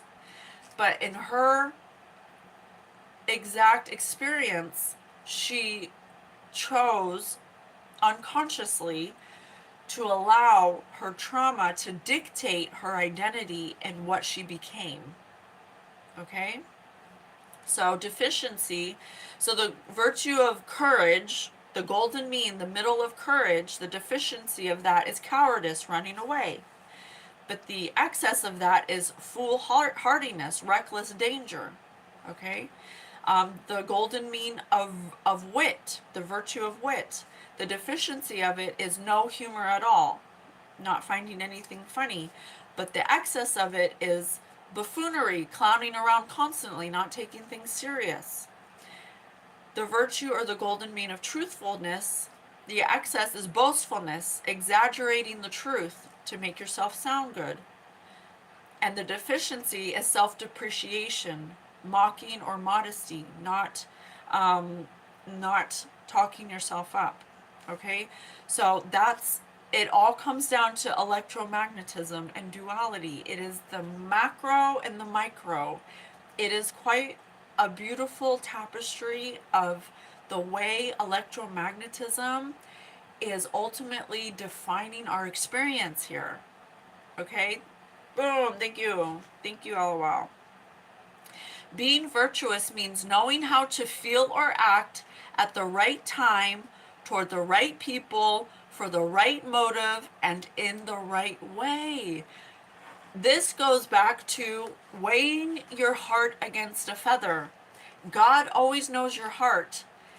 If you make a racist statement, but your heart truly did not understand the consequence or implications of the misunderstanding or the lack of or the ignorance of a culture or a language or a person or an ethnicity, if your heart truly did not mean it that way, that is important. Intention is important. You can make a racist statement in pure ignorance without any malice or malicious intent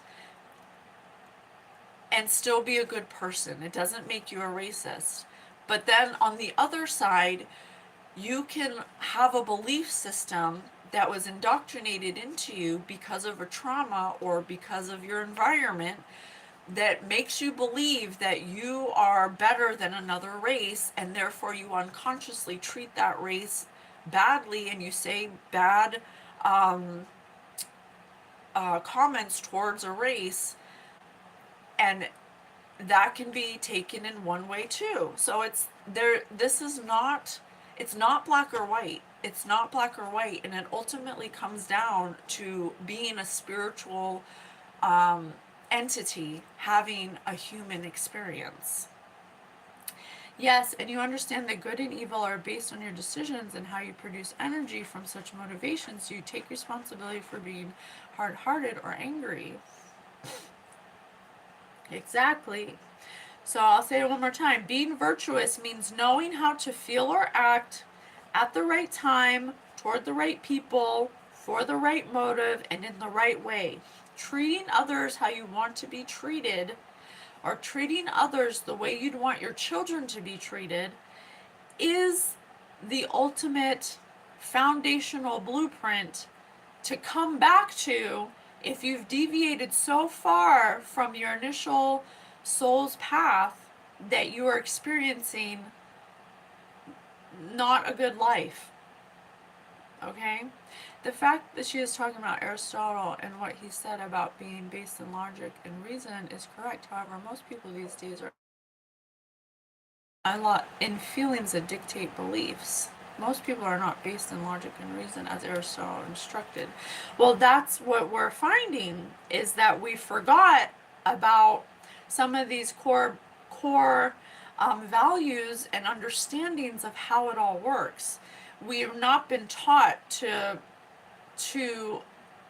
have these concepts in our daily life. You know, most of us are not privy unless you go to a theology class or a philosophy class about these concepts. But these are ancient concepts before Freud, before Jung, before the media, that were being presented to us in this way for our human understanding. Okay? And the very, very important of managing your emotions. Absolutely. We quite literally come here to experience human emotions. Okay? So, how to become good? Habituation. You don't become good at playing the piano just by reading a book about music theory. You have to practice. Aristotle argued that moral virtue works the exact same way. We become just by doing just acts, temperate by doing temperate acts, brave by doing brave acts. By forcing yourself to do the right thing repeatedly, it eventually becomes a stable part of your character, a habit, and you eventually take pleasure in doing good. Ultimately, it isn't about scolding people. It's a highly practical guide to training your character so you can navigate life's messy gray areas with wisdom and achieve true fulfillment. What God is saying is that if you want to experience good things and you want to experience good people, good places, and you want to feel satisfied and full, you have to habituate doing the action of goodness over and over again until it becomes a part of who you are. If you have a thought that comes up of jealousy, envy towards somebody, the best way to counteract that or to transmute that thought is to give praise to that person. Give that person acknowledgement that they're doing something that you wish you could be doing. And in the sheer act of acknowledging and accepting that that person brought that feeling out of you, you will be able to counteract and identify what it is within yourself that makes you feel that way, so you can work it out, so you can achieve what you need to feel full. Okay? When the majority of the population doesn't play according to logic but human emotions, you can expect they love ancient Greek philosophy. Feelings and beliefs are appropriate in some contexts, but not when we are talking about reality. Not when we're talking about science. Well, that's where I'm telling you I think that we're wrong about.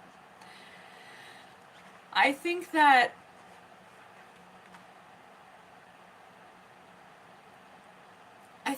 God works through science and logic.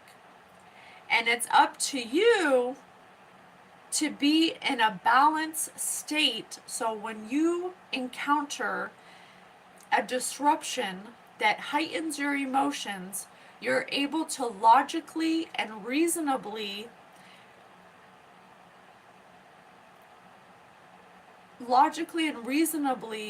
maintain your balance in that obstacle. Okay? When you have a devastating thing happen to you and you are not balanced in your emotions and you don't understand how things work or about electromagnetism and duality, that impact point or that obstacle or whatever it is that caused that emotional reactivity will have you spiral, and it will make you, confirmation, it will make you, if you are not aware, choose thoughts, people, places, and things that match what that impact point, what emotions that impact point puts you in. But if you're balanced between the two extremes in the golden mean, and you're able to identify your own emotions about whatever that obstacle is and control them, you can use logic in an emotional state to balance and temperance that emotion, so you can continue living and overcoming obstacles as they come, instead of identifying with them and perpetuating the pain that they made you experience. Does that make sense? That's because we say love logic, not patience. Because we can't help the patient that doesn't want to help him herself cause too much emotional. Basically, within our society, we have two schools of thought. One is emotion-based feelings that dictate beliefs about things orientation, and the other is logic and reason and facts orientation. But they're not two different things of thought. They are one. It's like Jung and Freud.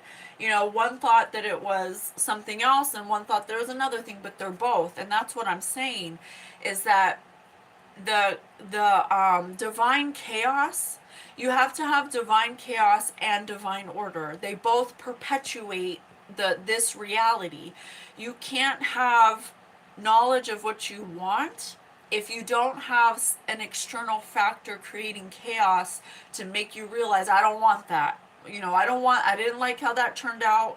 I'd rather take this avenue. This one feels better. When I think about that makes me feel bad. I don't want to go back to that, but moving forward in this energy, this feels good. I'm logically deducing that when I think about this emotion, it feels good. When I think about what happened in that emotion, that feels bad.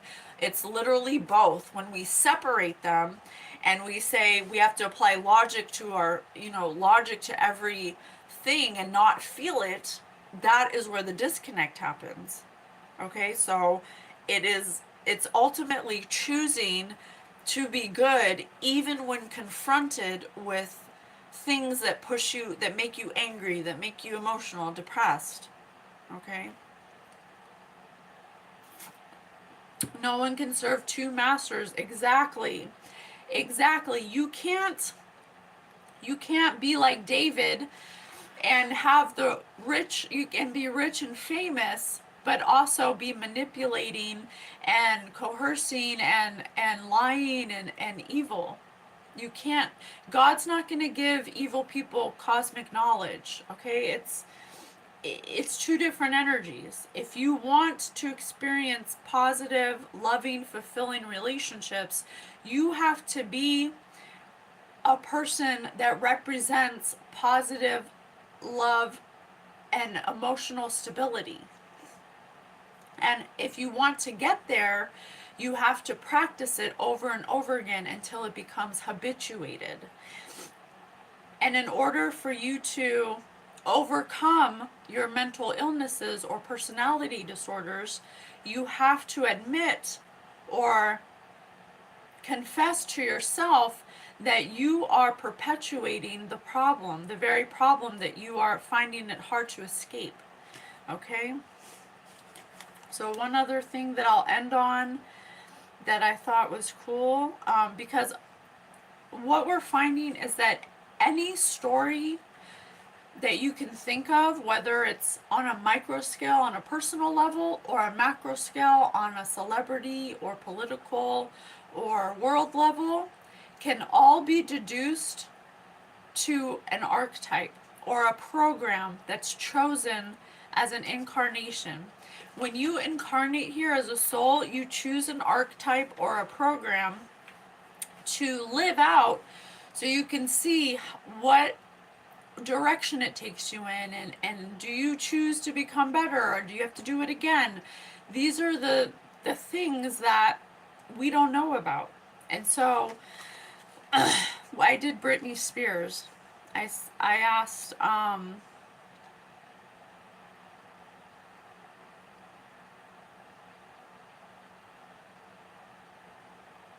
sorry, I had to get to it. Where's my question? And so I asked about Britney Spears. I asked about what stories of ancient myth come to mind or are akin to the story of Britney Spears. Okay? And it says,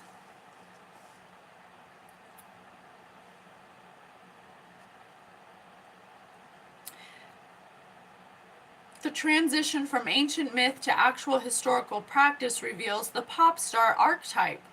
So this is a new archetype in our modern society that we can add in our era of earth incarnations, where Rome had theirs. I mean, there's Roman mythologies, Greek mythology, Sumerian, Babylonian. This is part of the archetype collection of programs that can be chosen, and this is just an example through Britney Spears. Okay, the transition from ancient myth to actual historical practice reveals the pop star archetype is deeply rooted in how human civilizations have traditionally treated living idols. And you know, throughout history that we've had false idols. And what does God say? Do not worship false idols. Where it used to be gods and goddesses, and then statues, and then animals, and then, so this has been historically documented throughout history as something that humans do psychologically, because they need to have some kind of divine ruler or order or someone to look up to. Okay?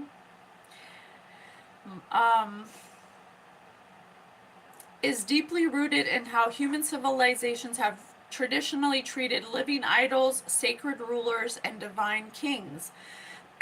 Anthropologists, most famously Sir James George Frazer, in his landmark study The Golden Bough, have documented that across thousands of years, communities and frequently elevated specific individuals to godlike status, only to subject them to staggering levels of control, isolation, and physical containment.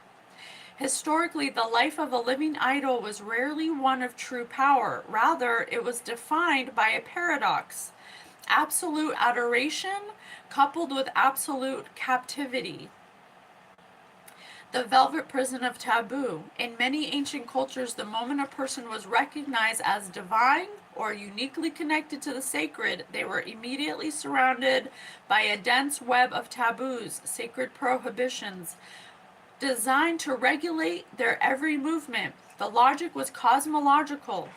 because the idol held the life, prosperity, and luck of the entire community within their person. Any mistake they made could cause the world to collapse. The micromanaged monarchs. In the ancient kingdom of Congo, the supreme pontiff was worshipped as a living deity. However, his life was so heavily regulated that he could not leave his house, sit in any position other than one rigidly prescribed by law, or even eat in the presence of others.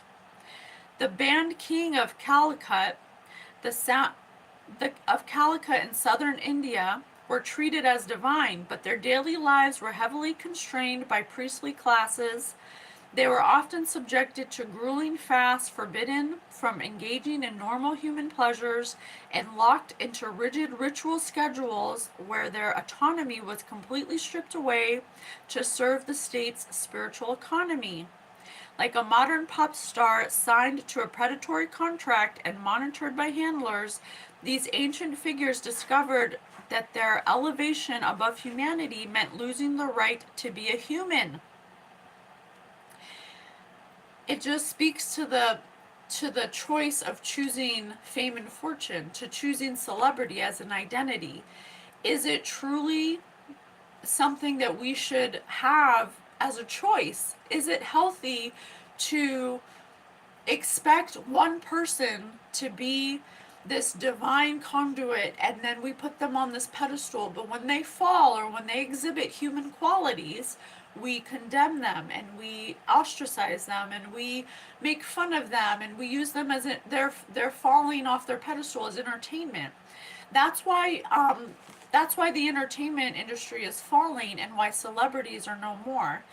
The old world, even in ancient times, kings and divine rulers and celebrities were made into idols because of the key component of our own divinity, of knowing our own divinity and our own blueprint and our own pure source of energy and what we actually are. In my experience, in the way I'm living my life, Spirit has given me this nugget of information, and so whenever I'm feeling disconnected, all I have to do is remember that I'm never not a photonic being of light. I'm never not that. And when this body dies, when this mind dies, I continue to be that. I go back home into that. And so if that's true, let's just say hypothetically that's true, that means that no matter how far you deviate from your soul's path, there is an option that if you choose to feel that you're ready for radical forgiveness, radical altruism, and you want to change, it starts with you. And that you can absolutely overcome mental illnesses and you can change your identity, and that it's fluid. It's not fixed, it's fluid. And including myself, I was a makeup artist for 21 years. And I identified as a makeup artist, and I tried everything I could to be in the movies as a makeup artist and do this and that. And at every end, I received obstacle after obstacle, even though I excelled at makeup artistry. It didn't provide fulfillment. It didn't provide satiety. It didn't provide a wholeness. I was missing something. And in my experience, and just as myself as an example, from a child, I've always been psychic. And I stopped, or I denied being psychic because I was told by my family and friends that it was evil and that I was demonic if I identified as that. And so I chose a different path that was never meant to be my path. Maybe for a temporary amount of time I did learn a lot, going down a path that deviated from my blueprint. But now at 43, I am accepting and I am living what my soul always came here to do. But there were many, many, many, many, many lives, like over 1,000, where I did not choose the blueprint I always chose. And so why I'm saying this is because we often beat ourselves up for not succeeding in the path our mind chose because of all the obstacles and stuff. We internalize that and view that as a failure. But really, what it is your soul telling you that that's not actually what your purpose is. If you keep on experiencing obstacle after obstacle, are you choosing your path for money or are you choosing it for happiness? I was choosing makeup artistry because I wanted to be well known and I wanted everyone to view me as the best makeup artist in the world, and I wanted to be in the movie sets, and I wanted people, that's not happiness, that's just validation. And so if you are having trouble in your identity, there's lots of factors that are interrupting your ability to receive what your actual true purpose is through your behaviors and your low emotions. And so, how do you find your way back to that? You admit to yourself that you don't know if what you're doing is actually what you're supposed to be doing. I'm not a psychologist, I'm not an expert, I'm just bringing you what I've observed, and it goes back to the golden mean and what Aristotle said about the Nicomachean ethics. And the ultimate goal is happiness, is fulfillment. If you start a business, if you start a food truck business because you believe that food trucks are really popular now and you can make a lot of money and you just have to find your niche and something that's very trending, and then you can make money. You get the truck, you get a loan, you borrow money and you buy the truck and you do all the things, but it doesn't work out. And you keep on pushing it to work out, and this goes for anything. It goes for a bridal business, a makeup business, being a lawyer, being a doctor, whatever it is you think is going to is your goal. Are you doing it because the end game is to be in a place of comfortability where you don't have to have worries, right? Where you don't have to worry about being in pain or not having money or not knowing when your next meal is going to come, to be comfortable, to be able to do things that make you happy without worrying about money, right? That's the ultimate end game.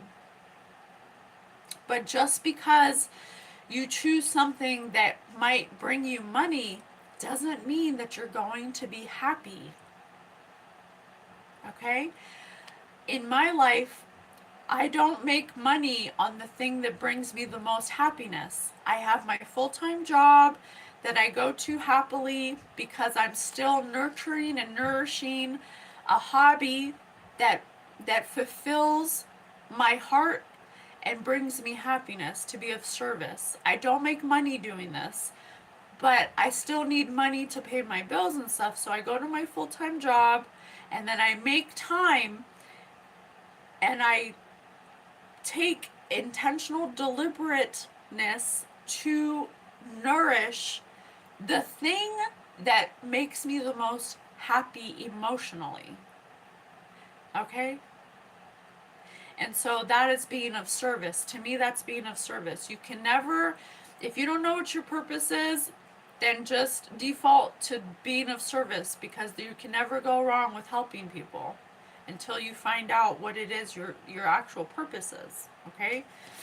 And so that brings me to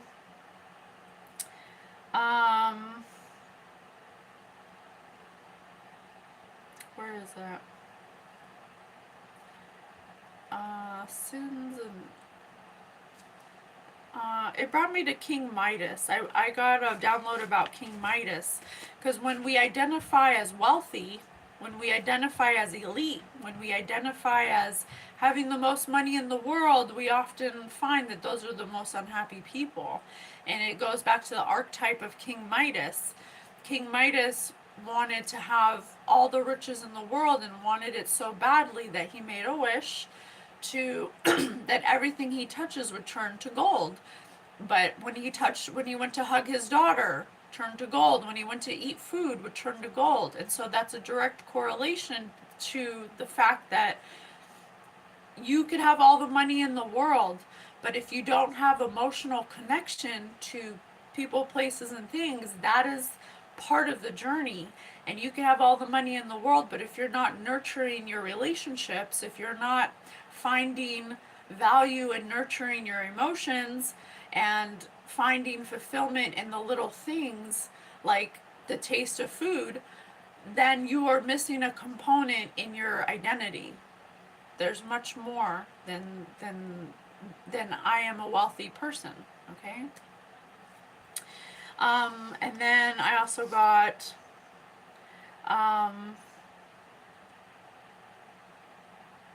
the story of Lamia.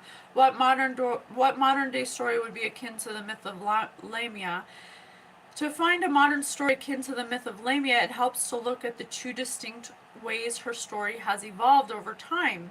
In original Greek folklore, Lamia was a beautiful queen whose children were destroyed by a jealous Hera. Driven mad by grief, she transformed into a monster who stole and devoured the children of others out of pure bitter envy.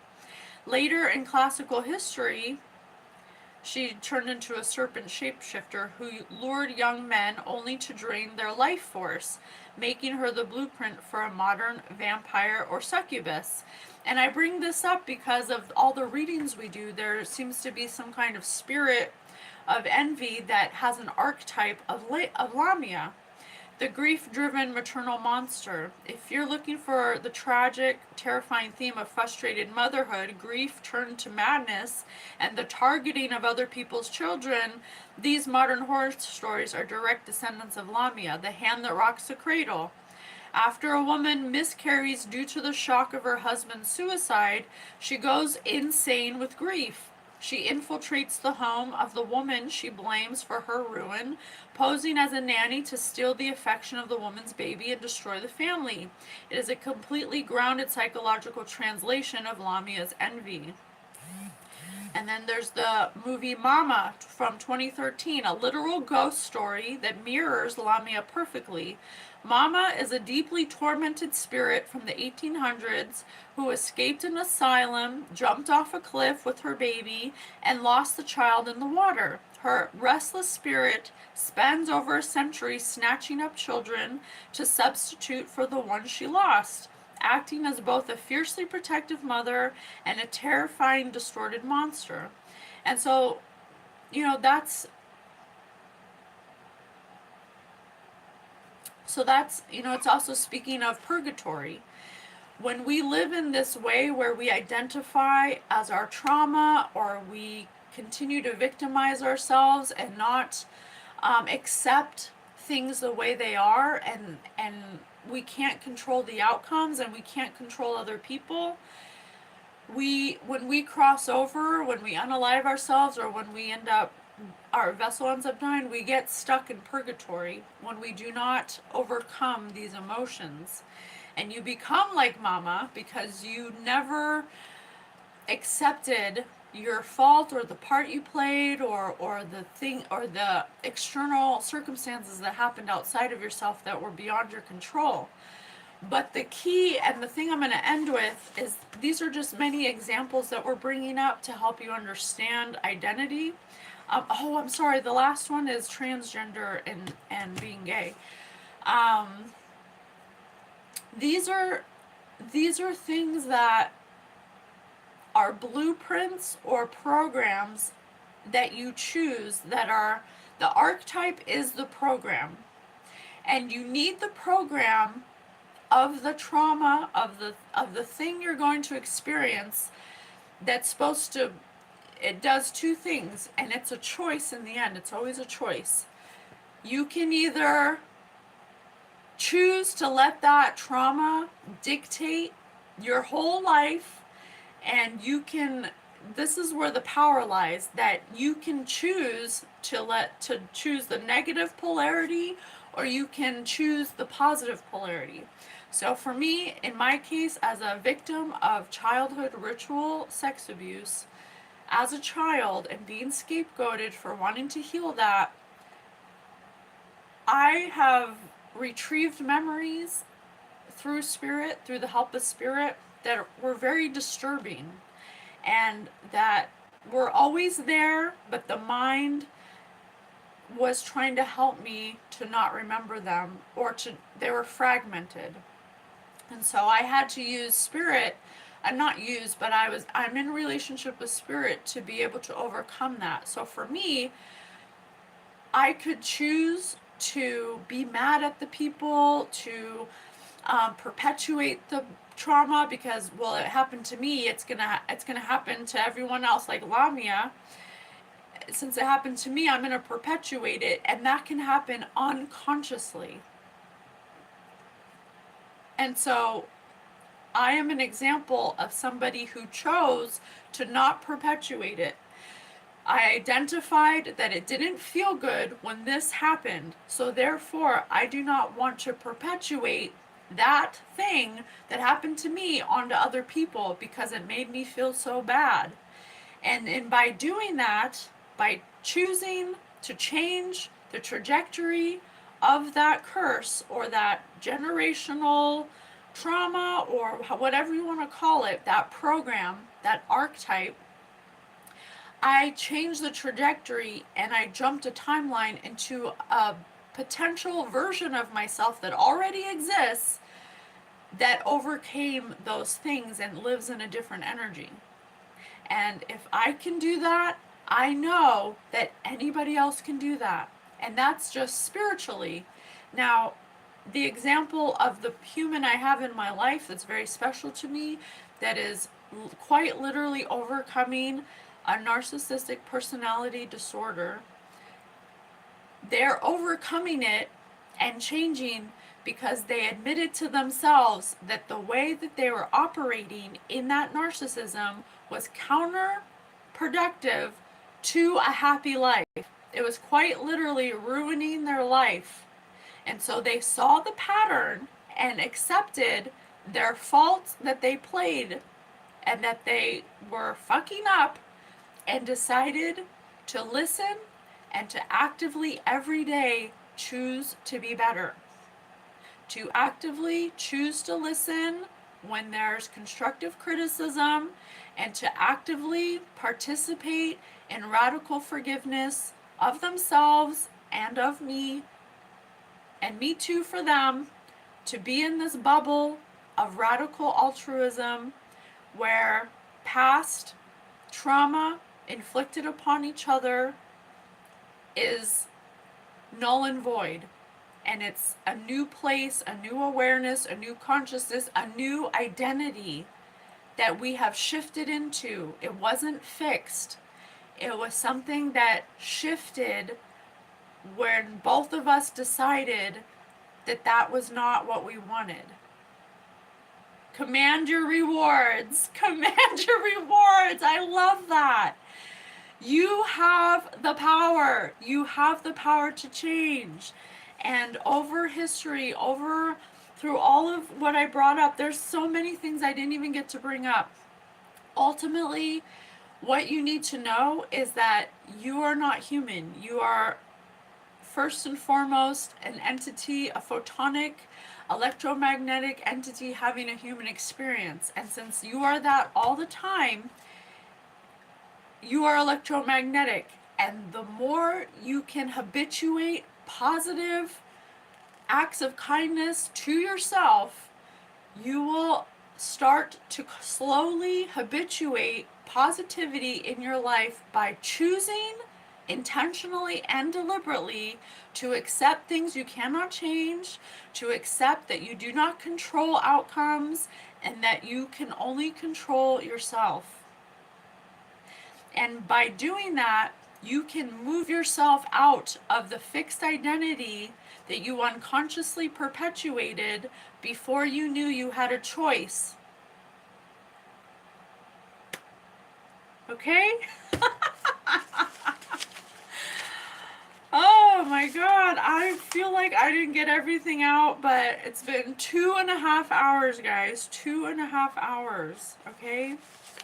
Thank you, Spirit. Thank you, God, so much. Thank you all for being here and the wisdom and the difference, to know the difference. Absolutely. Oh my gosh, this is such a big one. Thank you guys so much for being here. There's so many things we didn't get through, and this episode is just so vast. It's just hard to pinpoint because of the variety. We come here for the variety. We don't come here to live a perfect life. We're already perfect. We already exist in a perfected state. We come here to quite literally suffer, but also to come to an awareness that suffering is optional, depending on what polarity you choose. Okay? And you can get out of your suffering by choosing something different. Oh, I love you guys. Thank you so much. If you want to follow any of our socials, please find them all in the description bar. Thank you so much for the likes. Thank you so much for the gifts. Thank you so much for just being here and showing up. It's truly, truly a journey. I don't know what's going to be happening from one moment to the next, but I'm happy to be here co-creating with you in this magical way. Thank you to all the ancestors and spirits who have shown up to give us the readings, to get all this information. We're going to continue to do readings every Saturday and Sunday. We do the Spirit News episodes based upon what Spirit wants to bring forward when it comes to metaphysical knowledge. We hope that it helps in any way, shape, or form. We love you so much. Thank you. Bye.